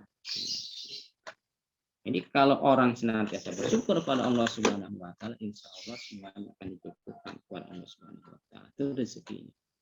Tapi kalau dia tidak bersyukur pada Allah Subhanahu wa taala, walaupun dia hartanya banyak, tetapi semakin banyak beban yang Allah berikan. Ya. Itu sekalian. Yang akhirnya apa? Menguras penghasilannya. Bahkan penghasilan yang besar itu pun tidak cukup-cukup. Kenapa? Karena semakin Allah berikan, tambahkan bebannya. Apakah beban itu berbagai macam, baik mulai penyakit, permasalahan yang dia hadapi dan sebagainya, sehingga menguras habis seluruh harta. Sehingga akhirnya apa yang dia cari itu tidak pernah cukup. Kenapa? Karena dia tidak mau bersyukur pada Allah Subhanahu wa taala. Jadi kita tidak perlu khawatir Kalau kita masih berusaha kepada Allah Subhanahu dengan jalan yang diridhoi oleh Allah Subhanahu wa taala, pasti fa'agna itu akan Allah cukupkan. Jadi rezeki kita walaupun sedikit Allah cukupkan. Artinya tidak diberikan beban lagi dengan rezeki itu. Bahkan mungkin orang dengan rezekinya sedikit itu dia bisa untuk ibadah, bahkan dia punya lebihnya bisa ditabungkan. Itu namanya rezekinya barokah. Kenapa barokah? Ya karena orang itu bersyukur kepada Allah Subhanahu wa taala. Selanjutnya kata Allah Subhanahu wa taala, fa amal yatim fala takhar, dan dengan anak yatim fala takhar, jangan kau hina. Ini dengan anak yatim, ay fa amal yatim fala takhir. Wala taglibu ala malihi, dan jangan kita menghinanya. Sekalian. Ya. Wala tajlimhu bidoi malihi, dan jangan kita menyempitkan, menzalimkan dengan menyempitkan harta. Ya, anak yatim. Jadi kalau ada anak yatim sekalian, ya jangan kita hina, jangan kita usir dan sebagainya. Muliakan anak yatim, karena anak yatim ini dimuliakan oleh Nabi kita Muhammad Sallallahu Alaihi Wasallam. Maka kata Rasulullah, ana nanti ya bersama orang-orang yang selalu memberikan santunan kepada anak yatim, bagaikan sebagai begitu dekatnya. Jadi insya Allah kalau kita memuliakan anak yatim, kita insya Allah dimuliakan oleh Allah Subhanahu wa taala. Tapi kalau kita menghinakan anak yatim, kita juga akan dihinakan oleh Allah Subhanahu wa taala. Ya. Jadi dengan anak yatim seperti itu. Kenapa? Karena anak yatim ini adalah orang yang sangat membutuhkan orang tua. Orang yang belum mampu berdiri dengan sendirinya. Apalagi kalau ada orang misalnya menzolimi harta anak yatim. Itu dosanya tidak boleh.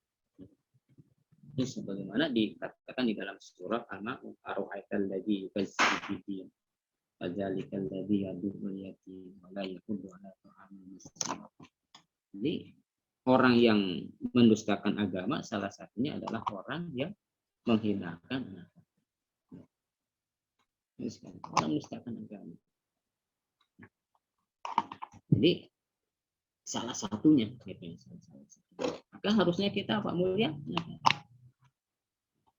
kita santuni kalau kita ada rezekinya, kita berikan menyantuni anak yatim bukan hanya asas, kita bisa menyantuni anak yatim dengan ilmu kita, atau kita menyalurkannya dengan pendidikan dan sebagainya, atau kita membantunya, misalnya. Jadi anak yatim ini adalah al-abur rahim, yang mana dia sudah tidak ada orang tuanya, bapaknya.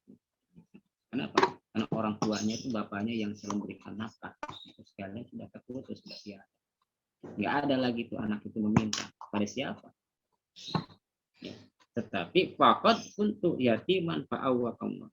Sesungguhnya Allah Subhanahu wa taala menjaga anak yatim. Makanya anak yatim itu dia selalu dapat rezeki. Kenapa? Allah jaga. Kita nggak ngasih anak yatim, pasti orang lain ngasih anak yatim. Dan orang yang selalu menjaga anak yatim, kata Allah, dijaga lagi oleh Allah Subhanahu wa taala. Kita tidak boleh sungkan, tidak boleh pelit dengan rezeki kita. Kalau kita tidak ada sedikit, kita berikan kepada anak yatim. Sedikit kita berikan. Ini yang Allah Subhanahu wa taala perintahkan kepada kita. Kenapa? Itu bagian hablu minallah. Hablu minallah, hablu minallah. Allah Subhanahu wa taala ya hablu minallah.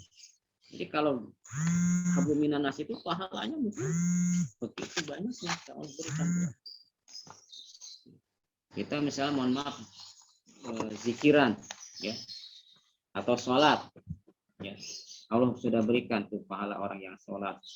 Kalau sendirian ya sholatnya dapat 1 derajat, berjamaah 27 derajat. Tapi orang misalnya yang hablum minan nas, yang membantu anak yatim, pahalanya begitu besar yang Allah berikan. Ya. Apalagi misalnya dia berikan santunan walaupun sedikit, 10 anak yatim. Ini kata Allah Subhanahu wa taala. Jadi itu pahala yang besar ya, yang akan menjadi doa bagi sekalian.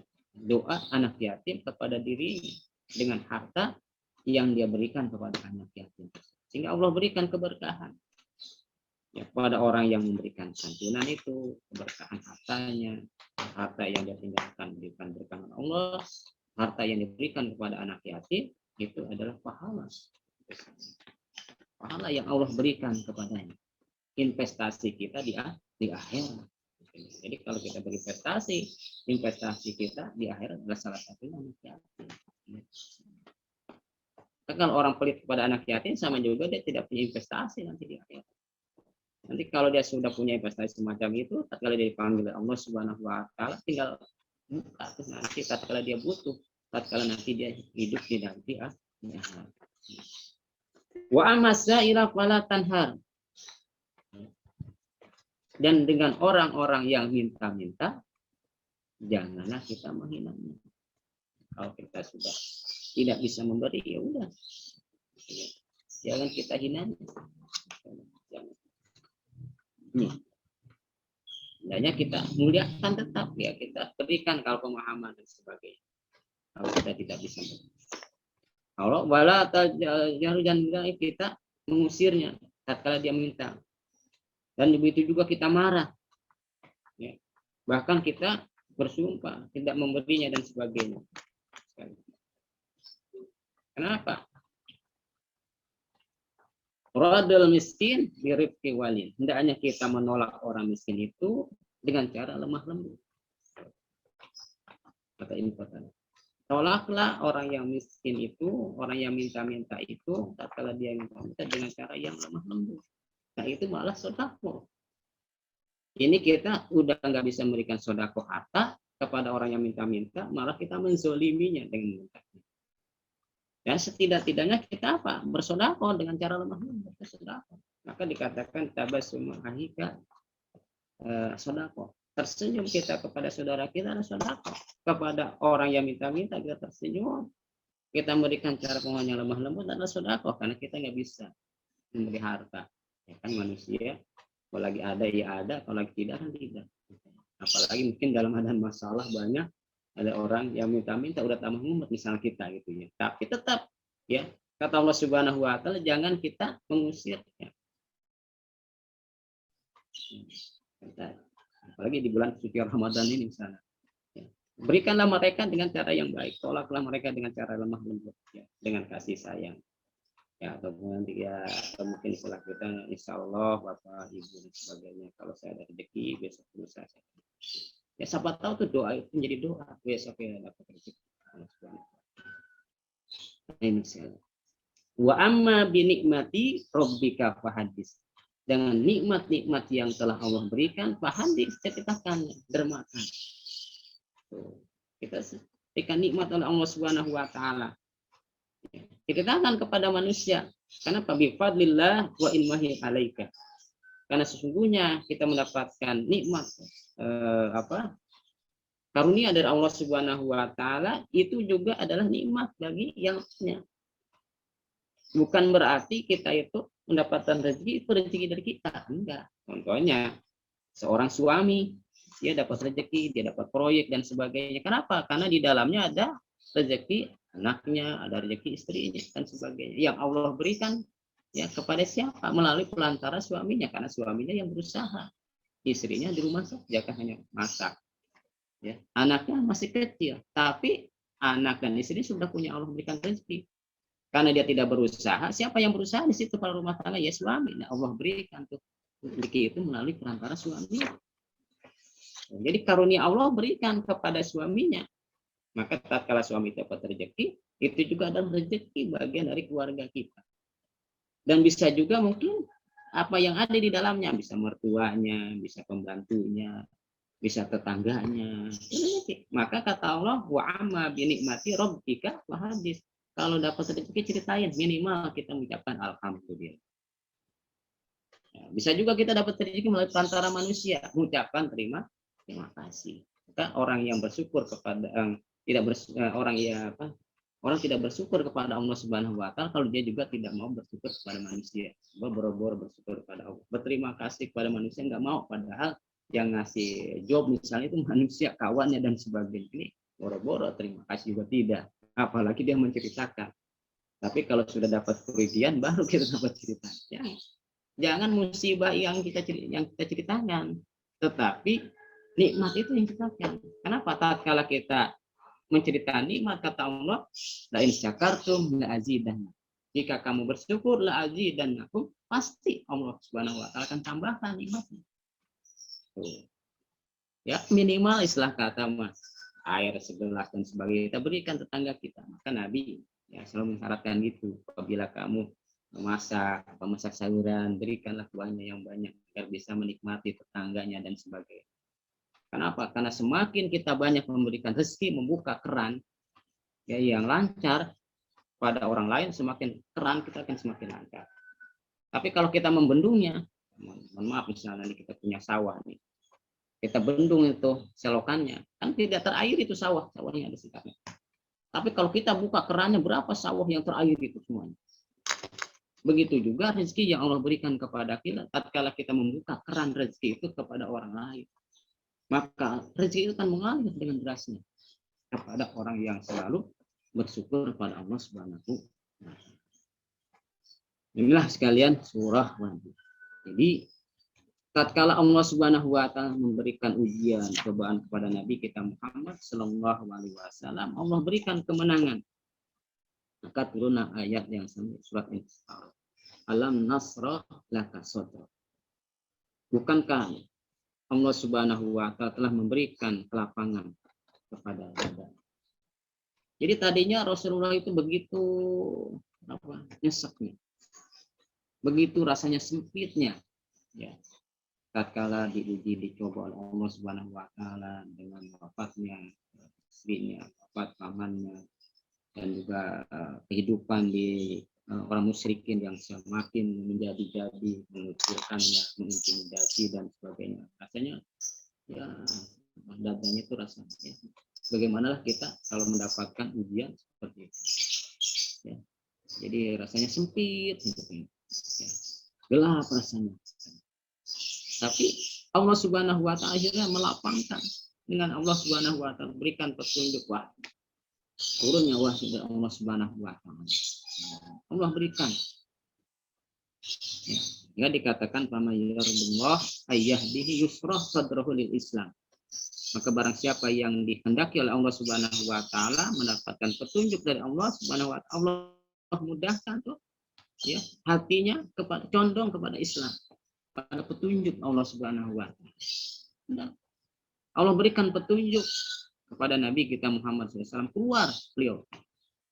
Sehingga beliau itu diperintahkan untuk berhijrah dari kota Mekah ke kota Madinah. Kasih jalan.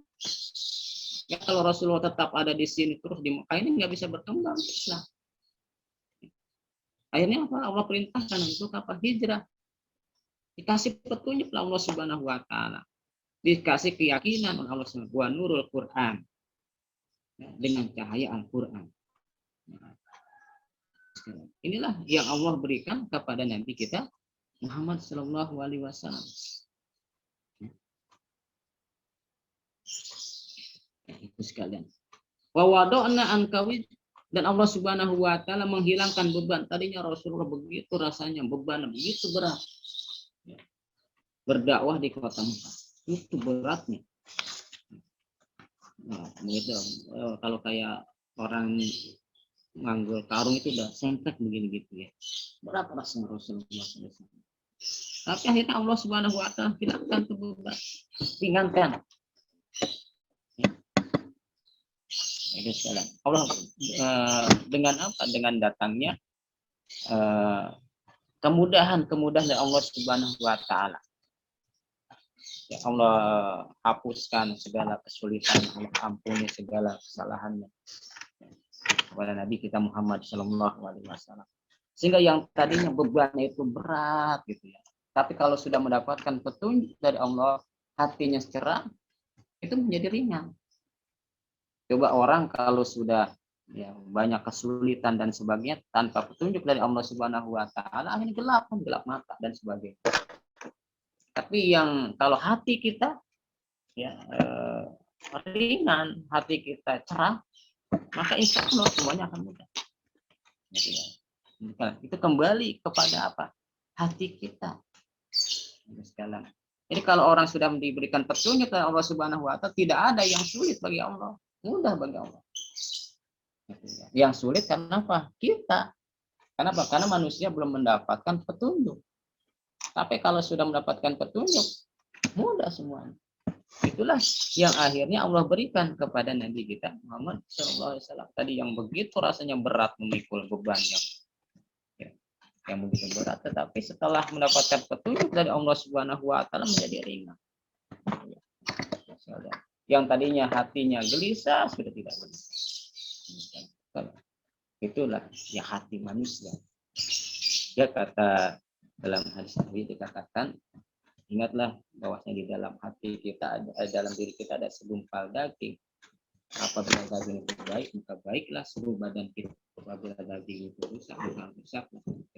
Dia adalah hati manusia. Jadi kalau orang hatinya itu gelisah, ya orang mohon maaf, kalau misalnya hatinya sudah gelisah, kan makannya nggak mau, minum nggak mau, ya gelisah. Boro-boro bekerja, kagak ada semangat kerja, lemah saya bawaan, karena hatinya selalu gelisah. Ya, kalau orang udah seperti itu susah kan? Bagaimana dia mau beraktivitas, bagaimana dia mendapatkan rezeki, bagaimana dia yang berdakwah dan sebagainya. Ya, karena hatinya gelisah. Tapi kalau hatinya tenang, tentram, hatinya enak, ya, jangankan dia makan yang enak, makan dengan yang biasa-biasa, dengan ikan asin sekalipun enak saja, nikmat. Ya, sekali karena hatinya. Tapi orang yang diliputi dengan kesulitan, dengan kesusahan, padahal makanan yang begitu banyak yang lezat-lezat. Nah, hatinya. Akhirnya makanan yang begitu lezat tidak ada yang bisa enak bagi diri. Itu sekali. Tambah hatinya. Jadi semua nih panca indera kita bisa menikmati semua makanan itu semuanya dari hati. Dari hati manusia. Jadi kalau hati manusia sudah dalam petunjuk Allah Subhanahu wa Ta'ala, yang terperintah kepada tangannya, kakinya dan semuanya adalah perintah yang baik Allah Subhanahu wa Ta'ala. Sehingga apa? Sehat. Kaki kita sehat, pakai langkah yang baik. Tangan kita dipakai sehat untuk membantu sama untuk perbuatan yang baik. Ya. Mata kita begitu juga, telinga kita begitu juga, mulut kita begitu juga. Sehingga dari hati itulah ya, beban yang tadinya begitu beratnya, kalau hati itu di hidayah Allah Subhanahu wa Ta'ala, jadi diikuti dengan hidayah Allah, menjadi hilang beban. Ini kata Allah Subhanahu wa Ta'ala. Padahal Rasulullah begitu beratnya, ya, seolah memberatkan. Allazi anqadha dhahrak, itu ya, sehingga yang memberatkan punggungnya, memikul karena begitu banyaknya persoalan yang Rasulullah hadapi. Begitu juga dalam kehidupan kita. Setiap harinya banyak persoalan, permasalahan. Kadang-kadang kita merasa berat, beban. Yang kita tahu berat rasanya. Tapi kalau kita tidak mendapatkan petunjuk dari Allah Subhanahu wa Ta'ala, apa yang Allah berikan ujian, cobaan yang begitu beratnya, kita menjadi ringan. Kenapa? Karena yang memberikan beban itu adalah zat yang maha kita cinta, yaitu Allah Subhanahu wa Ta'ala. Seperti seorang pemuda. Pemuda, kalau dia cinta kepada seorang gadis, walaupun dia disuruh yang kelihatannya berat, karena dia cinta, jadi ringan. Kenapa dia yang nyuruhnya, yang dia cintai? Bahkan kalau seandainya dia dibiarkan sama orang yang dia cintai, dia merasa apa? Merasa linglung, ya. Merasa kecewa dan sebagainya.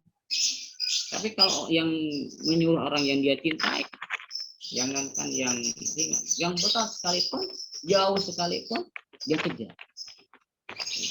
Kalau orang sudah mencintai kepada Allah Subhanahu wa Ta'ala, ya, walaupun sakit dia tetap sholat, walaupun dia misalnya bebannya semakin tetap dia akan mesti sholat dan sebagainya. Karena walaupun ujiannya begitu berat.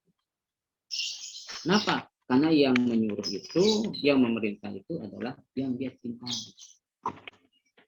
Begitu juga Nabi kita Muhammad SAW yang memberikan beban berat itu walaupun berat karena yang memberikan beban itu adalah Allah Subhanahu wa taala, zat yang dicintai, maka persoalannya menjadi ringan. Inilah yang Allah Subhanahu wa taala gambarkan kepada kita.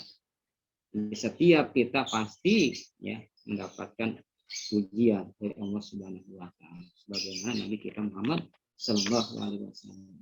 Ujian dalam kehidupan kita karena hidup ini adalah ujian.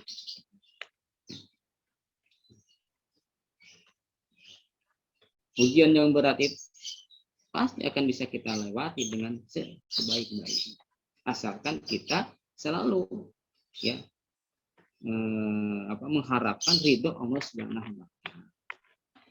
Dan kalau Allah sudah memberikan ujian yang berat dan kita sudah istilahnya selalu ingat kepada Allah Subhanahu wa taala, apa kata Allah Subhanahu wa taala, wa rafa'na laka dzikra, dan kami akan meninggikan nama kamu ya. Jadi Allah Subhanahu wa taala akhirnya meninggikan Nabi Muhammad. Selalu Nabi Muhammad disebut-sebut. Tidak. Diingat Nabi. Siapa yang setiap di dalam Al-Qur'an selalu Nabi sebutannya ya. Tidak pernah seperti nabi-nabi yang lain. Kan Allah Subhanahu wa taala menyandingkan ya nama nabi nama Allah Subhanahu wa taala dengan nabi kita Muhammad SAW di dalam dua kalimat asyhadu an la ilaha illallah wa asyhadu anna muhammadar rasulullah.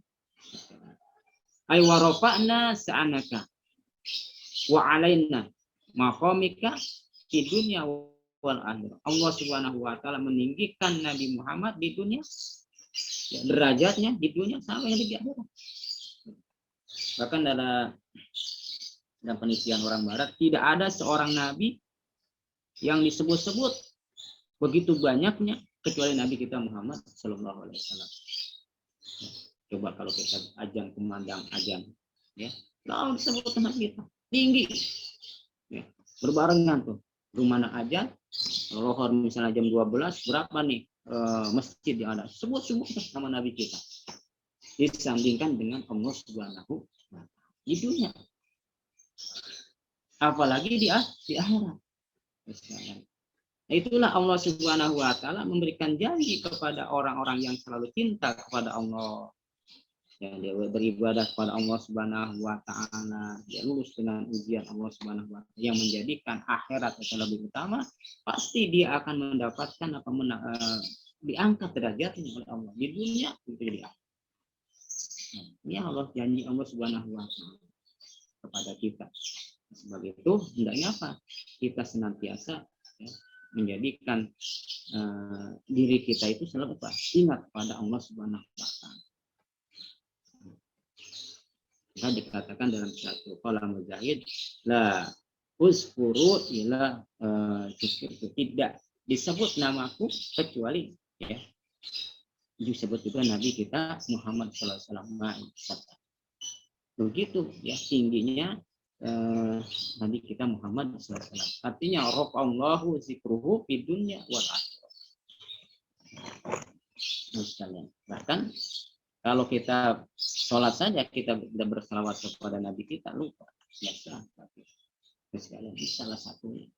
Jadi Allah Subhanahu wa taala meninggikan setiap orang yang ibadah kepada Allah, orang yang cinta kepada Allah Subhanahu wa taala lulus dengan ujian yang Allah berikan dan dia menjadikan dunia harta akhirat itu sebagai bagian utamanya, bukan dunianya. Allah akan tinggikan derajat di dunia. Tapi orang yang hanya mengejar dunia saja Allah hinakan. Ya, hina di dunia apalagi di akhirat. Itu sekalian. Inilah yang mudah-mudahan bagi kita ya menjadi pencerahan. Fa inna ma'al usri yusra. Maka apabila ada kesulitan, pasti ada kemudahan. Ya. Kesulitan di dalam rohani kita. Ya. Ini di sini maknanya dikatakan Tuhan, dikata Imam As-Suduni. Karena setiap orang itu selalu mendapatkan kesulitan, ya, kesempitan, hatinya gelisah. Sekali itu adalah kesulitan rohani. Ya. Kalau kesulitan jasmani itu misalnya kekurangan harta, nggak punya duit, jasmani. kurang makan dan sebagainya. Tetapi ada orang yang diberikan kesulitan rohani. Ini yang berat. Kalau kesulitan rohani itu orang kegelisahan, kerisauan, ya, berbagai macam lah sifat-sifat hati, iri, dengki itu sulit hati itu. Ya, sifat-sifat itu seperti itu. Sifat kemunafikan, ya. Sifat-sifat yang jauh dari Allah Subhanahu wa Ta'ala itu adalah kesulitan rohaninya. Sekalian. Tetapi akan ada kemudahan, ya. Bagi siapa? Bagi orang-orang yang senantiasa ingat kepada Allah Subhanahu wa Ta'ala. Begitu juga ini tatkala Rasulullah SAW di kota Mekah begitu sulitnya. Ya. Kenapa? Karena kelakuan orang-orang musyrik kepada Rasulullah dan orang-orang mukmin. Sekalian. Tidak ada kenikmatan yang kehidupan yang sebagainya, sehingga Rasulullah rasanya begitu rohaninya begitu gelisah. Tetapi disitulah Allah berikan kemudahan. Inna ma'al usri yusra. Begitu juga Allah Subhanahu wa Ta'ala ya memberikan, ya, tatkala ada kesulitan jasmani, pasti ada Allah berikan kemudahan. Kalau mau berusaha, manusia itu pasti dapat kesulitan jasmani, baik secara jasmani, ya, misalnya kesulitan di dalam kehidupannya, ya, kemiskinan. Tapi akan Allah berikan jalan keluar setelah dia mendapatkan kesulitan tersebut. Sekarang kenapa? Setiap ada masalah pasti ada jalan keluar. Pasti ada hikmahnya yang terkandung di dalamnya. Kecuali orang yang memang tidak mau mencari jalan. Jadi setiap permasalahan yang datang kepada manusia pasti, apalagi itu persoalan jasmani, pasti ada kemudahan. Apabila manusia itu berusaha. Nah, kalau manusia tidak berusaha, tidak akan mendapatkan kemudahan. Kita mohon maaf, misalnya orang kesulitan ekonomi, ya, sulit makan. Ya, kalau dia nggak berusaha, nggak berikhtiar, kagak mungkin orang itu ngasih. Ujuk-ujuk orang itu ngasih duit, kagak mungkin. Tapi kalau dia mau bekerja, walaupun kuli istilah kata, Allah berikan rezeki. Ya. Karena yang dinilai oleh Allah Subhanahu wa Ta'ala ya, usahanya. Kadang-kadang mohon maaf, ada orang misalnya dia berdagang, ya, akhirnya rugi, tetapi Allah berikan jalan keluar itu mendapatkan rezeki bukan dari perdagangan itu. Tapi kalau orang tidak berusaha, dia diam di rumah, nggak mungkin orang ujuk-ujuk dapat rezeki. Orang itu akan bertanya, kok dia tahu-tahu jadi orang kaya, padahal dia diam aja di rumah, dapat dari usahanya di mana? Karena jadi kebingungan bagi orang lain. Jadi tidak ada wasilah bagi Allah Subhanahu wa Ta'ala untuk memberi rezeki. Jadi orang itu mau alokasi rezeki dari mana? Orang itu diam aja di rumah. Tapi kalau dia jalan berusaha, dia dagang, walaupun dagangnya istilah kata apa saja, ada jalan bagi Allah untuk memberikan rezeki kepada orang tersebut. Kalau dia mau ikhtiar, kesulitan jasmani. Ini orang kadang-kadang udah sulit jasmaninya, ya, kekurangan dan sebagainya, orang itu tidak mau berusaha. Ya. Atau misalnya orang itu sakit, ya, dia tidak mau berobat, dia tidak akan sembuh. Tapi atas apa? Berusaha. Tatkala dia berobat, di situ ada kemudahan bagi orang tersebut. Dan Allah memudahkan baginya untuk menyembuhkannya karena wastilahnya dia berobat. Maka disitulah kata Allah Subhanahu wa Ta'ala, setiap ada kesulitan pasti ada kemudahan. Kenapa? Karena semua perkara ini datangnya dari Allah Subhanahu wa Ta'ala yang punya perkara. Kenapa? Lillahi ma fis samawati. Kita ini adalah milik Allah. Kita bagaimana Allah? Kalau kayak wayang nih, kita dalamnya adalah Allah Subhanahu wa Ta'ala. Kita yang memegang peran. Hari ini kita berperan sebagai pedagang, besok mungkin berperan sebagai guru, besok kita berperan sebagai orang yang sakit, besok berperan sebagai orang yang sehat. Terus peran kita setiap jam itu kan berubah-ubah. Ya. Kalau kata Allah sembuh, ya sembuh, tapi harus ada jalan. Kalau kata Allah Subhanahu wa Ta'ala, dia kaya harus ada jalan. Bagaimana jalannya? Ya orang itu ikhtiarnya. Maka yang Allah Subhanahu wa taala berikan ganjaran bagi orang tersebut adalah usahanya. Dia udah berusaha belum nih? Kalau belum berusaha, ya sulit. Fa iza faragta fansab. Ya. Dan apabila sudah selesai satu persoalan, fansab, maka kerjakanlah yang lain. Maka selesaikan satu perkara, jangan kita diamkan. Jadi jangan kita tumpuk-tumpuk nih perkara, jangan kita tumpuk-tumpuk pekerjaan, karena besok akan datang perkara yang lain.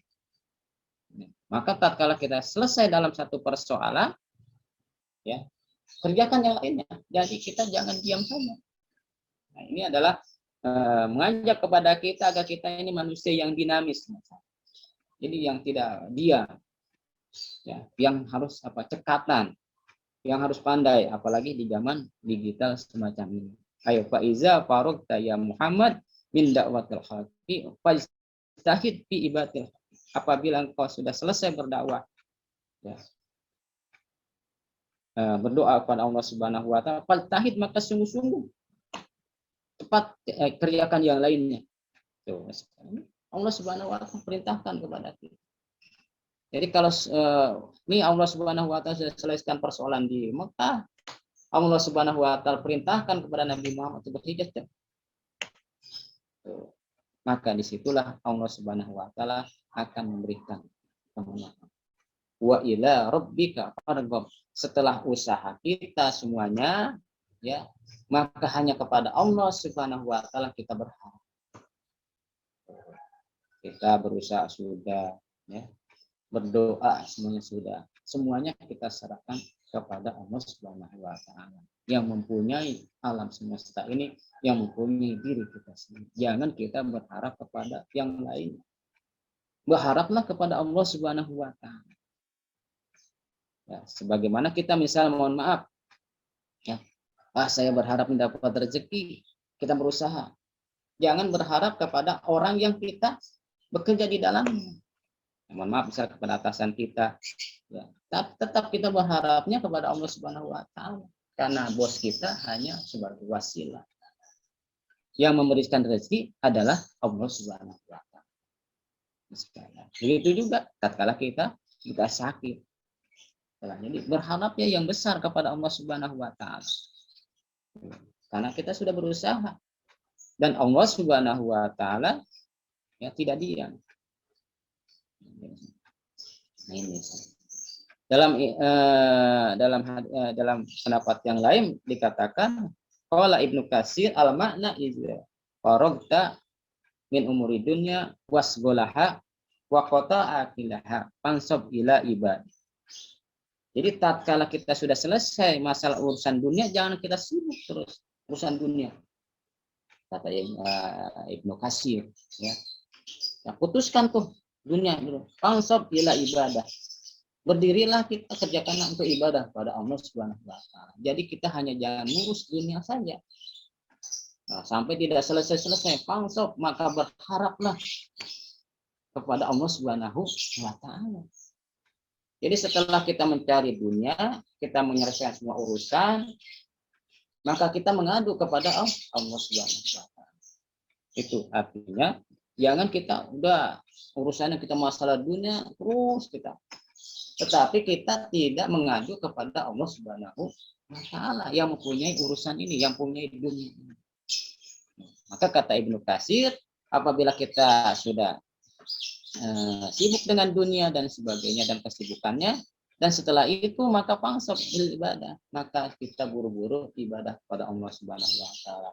Kita berdoa waqtum ilaiha nasihaton rogalnya, maka anda kita berdiri sholat memohon kepada Allah Subhanahu wa taala. Wa ahlis bi rabbika niyatika robbatan. Nah, hendaknya kita ikhlas kepada Allah Subhanahu wa taala. Apa yang telah kita usahakan, kita ikhtiarkan, kita ikhlaskan kepada Allah Subhanahu wa taala. Ibadah kita kepada Allah Subhanahu wa taala. Itulah kata Allah Subhanahu wa taala. Jadi mudah-mudahan para jamaah yang dirahmati Allah Subhanahu wa taala dan inilah tafsir surah Wadduha dan Isyarah. Mudah-mudahan ini bermanfaat. Apa yang saya berikan apa yang baik semata-mata dari Allah Subhanahu wa taala. Apabila ada yang kurang, mohon dibukakan pintu maaf yang sebesar-besarnya. Billahi taufiq wal hidayah wal inayah. Wassalamualaikum warahmatullahi wabarakatuh. Waalaikumsalam warahmatullahi wabarakatuh. Jazakallah Ustadz Hamawi yang telah memberikan paparan pada pertemuan kali ini, yaitu tentang surat Ad-Duha dan Al-Insyirah. Bapak Ibu sekalian, ya pada tadi yang disampaikan oleh narasumber kita terkait dengan surat Ad-Duha, ini menarik sekali, luar biasa ini. Ya, bahwasanya ketika kita, ini saya mencatat beberapa poin, ya. Hari ini bagaimana ketika kita ingin mendapatkan kemenangan, ya, melewati kesulitan-kesulitan dalam kehidupan, dalam usaha. Nah, maka yang pertama adalah bagaimana kita kembali kepada Allah Subhanahu wa taala, mendekatkan diri kita kepada Allah Subhanahu wa taala. Aktivitas ibadah kita hanya kepada Allah Subhanahu wa taala, mencari ridha Allah Subhanahu wa taala. Itu yang pertama. Yang kedua, maka kuncinya, ya, ketika kita mendapatkan kesulitan, maka ada ikhtiar yang dilakukan. Ikhtiar, nggak boleh malas. Ya, kita punya tujuan. Ketika hari ini bagaimana markas dakwah kita ingin kita selesaikan, teman-teman punya amanah, maka ikhtiarkan itu. Ketika hari ini ada masalah bulan kita terhambat, ikhtiar apa nih? Tijarah ternyata. Dengan berbisnis, merubah. Waduh, Masya Allah. Ya. Yang ketiga, ya, juga bagaimana kita ingin berkembang, maka kita harus hijrah, ya, berpindah. Ini yang catatan-catatan, bahwasanya yang terakhir adalah rezeki. Ya, bahwasanya Allah memberikan rezeki kepada siapapun hari ini, kepada binatang yang melata pun Allah berikan rezeki. Tapi harus ada ikhtiar. Bahwasanya rezeki itu bukan ditaruh di pintu-pintu rumah kita. Ya, bukan Allah turunkan blok begitu ya, tapi Allah turunkan rezeki itu di rumah-rumah atau pintu-pintu orang lain. Maka apa? Harus kita jemput. Rezeki itu harus dijemput. Gimana caranya? Ikhtiarnya dengan silaturahim. Nah, sahabat-sahabat semua, Bapak sekalian, Ustaz, ini mohon maaf ada chatting, ada pertanyaan di sini, Ustaz. Saya ingin bacakan pertanyaan. Yang pertama ini dari Ibu Dewi Maryam. Assalamualaikum warahmatullahi wabarakatuh. Saat mengalami suatu ujian, kita semua sebagai muslim yang baik berusaha untuk sabar dengan ujian tersebut. Apakah saat kita menangis dikarenakan ujian, bahwa kita memohon ingin segera dilepas dari ujian tersebut, setelah usaha yang bisa kita lakukan, kita disebut atau termasuk orang yang tidak sabar?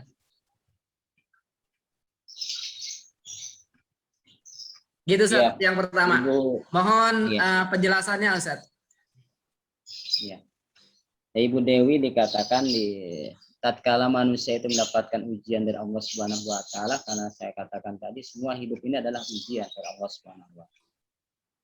Tetapi di dalam surah Allah tadi dikatakan fansop, maka kita berharapnya kepada Allah Subhanahu wa taala. Kalau kita mengadu kepada Allah Subhanahu wa taala, kita menangis kepada Allah Subhanahu wa taala, yang menginginkannya kepada Allah, kita harus mengadu.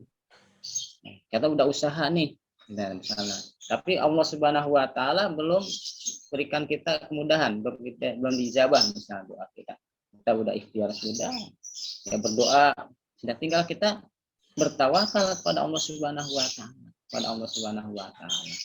Hanya mungkin kadang-kadang Allah Subhanahu wa taala memberikan doa kita itu tidak selangsung doa kita dijabah. Hari ini kita berdoa, hari ini kita dapat, tidak, gitu ya. Allah Subhanahu wa taala memberikan kepada kita itu rezeki yang terbaik dengan doa kita. Mungkin menurut kita mah kita sangat butuhnya nih hari ini, gitu ya.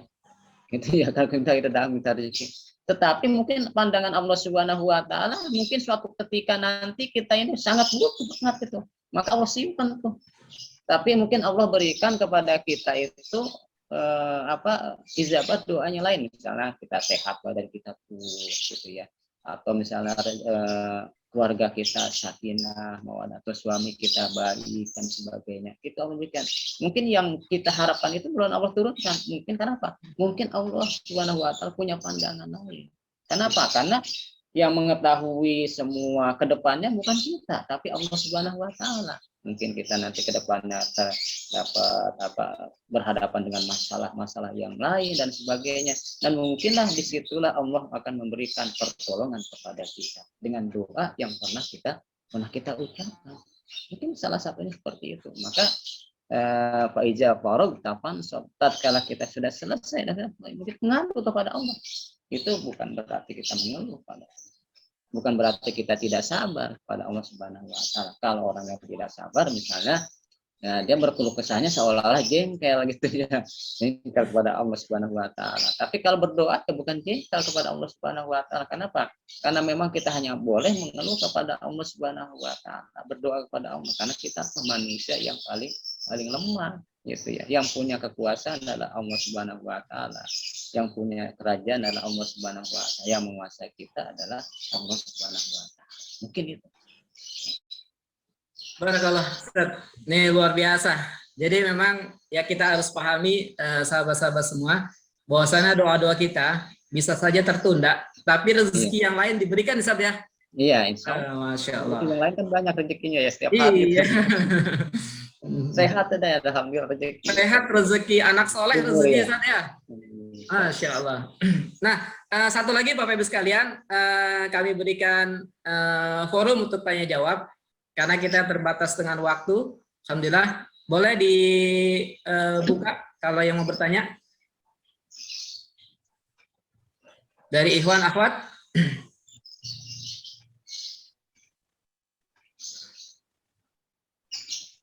Kalau nggak ada pertanyaan ini, Ustaz. Ini luar biasa saat hari ini ada solusi. Saya hari ini bertijarah, Ustaz. Iya. Ini saya di Halalmat gitu ya. Ini ikhtiar yang hari ini saya lakukan.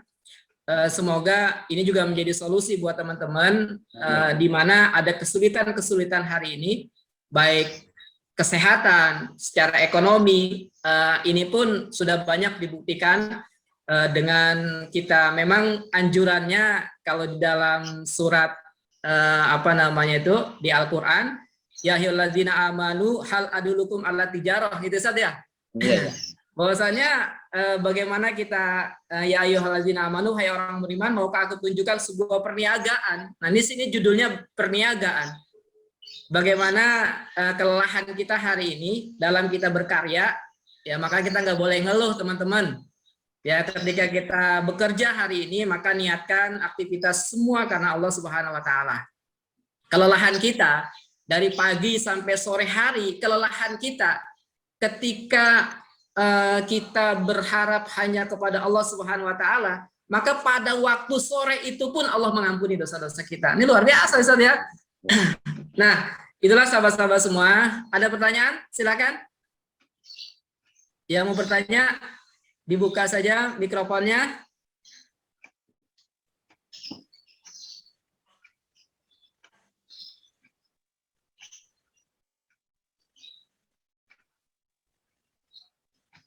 Nggak ada?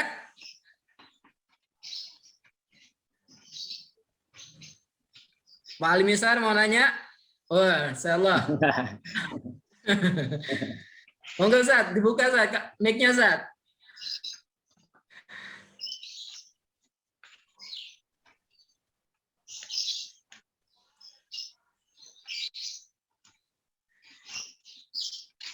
Ya, kalau nggak ada, alhamdulillah Bapak sekalian, waktu kita sudah kurang 1 menit, jam 10.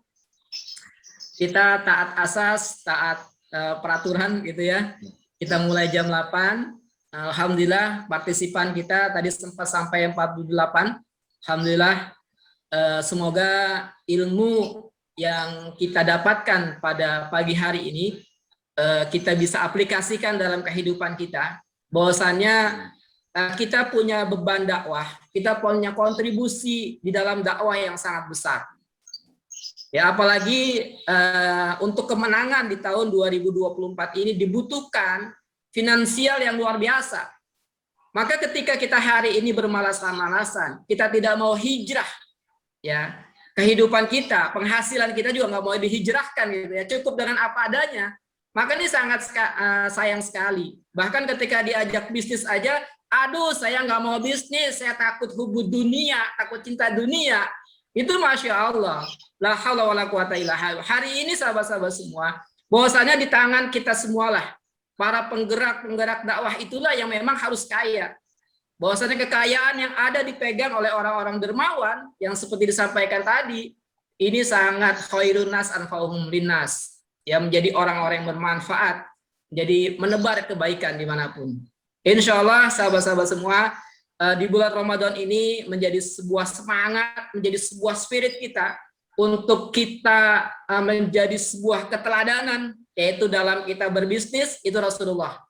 Ya, kalau saya belajar tentang entrepreneur jejak Rasulullah, ini luar biasa. 25 tahun ya Rasulullah itu berniaga, 23 tahun Rasulullah berdakwah. Nah, sahabat-sahabat semua, inilah semoga kita siapapun kita hari ini bisa berkontribusi di dalam dakwah ini. Baik secara finansial, baik tenaga, tapi bagaimana kita bisa memenangkan kemenangan dakwah itu tentunya dengan finansial yang besar. Wallahu alam. Semoga Allah Subhanahu wa taala merahmati kita semua yang hadir pada pertemuan hari ini. Semoga Allah memberikan kesehatan kepada kita semua. Al-Ustaz sehat selalu. Barakallahu fikum. Amin. Ilmunya barokah. Ya, insya Allah kita bertemu kembali di waktu-waktu yang lain. Dan juga buat sahabat-sahabat semua, mohon maaf sekali atas kehilapan saya pribadi selaku pembawa acara, ya baik dari kata-kata yang tidak berkenan. Semoga ini membuat panas telinga kita untuk kita terus berdakwah, untuk kita terus berbisnis. Allahu Akbar. Assalamualaikum warahmatullahi wabarakatuh. Kita tutup dengan Alhamdulillah rabbil alamin. Istighfar. Astagfirullahaladzim, astagfirullahaladzim, astagfirullahaladzim. Doa kepada majelis. Subhanakallahumma wa bihamdika asyhadu an la ilaha illa anta astaghfiruka wa atubu ilaik. Sahabat-sahabat semua mohon ditampilkan videonya, kita berfoto bersama. Ya, boleh dipegang kebanggaannya. Tuh.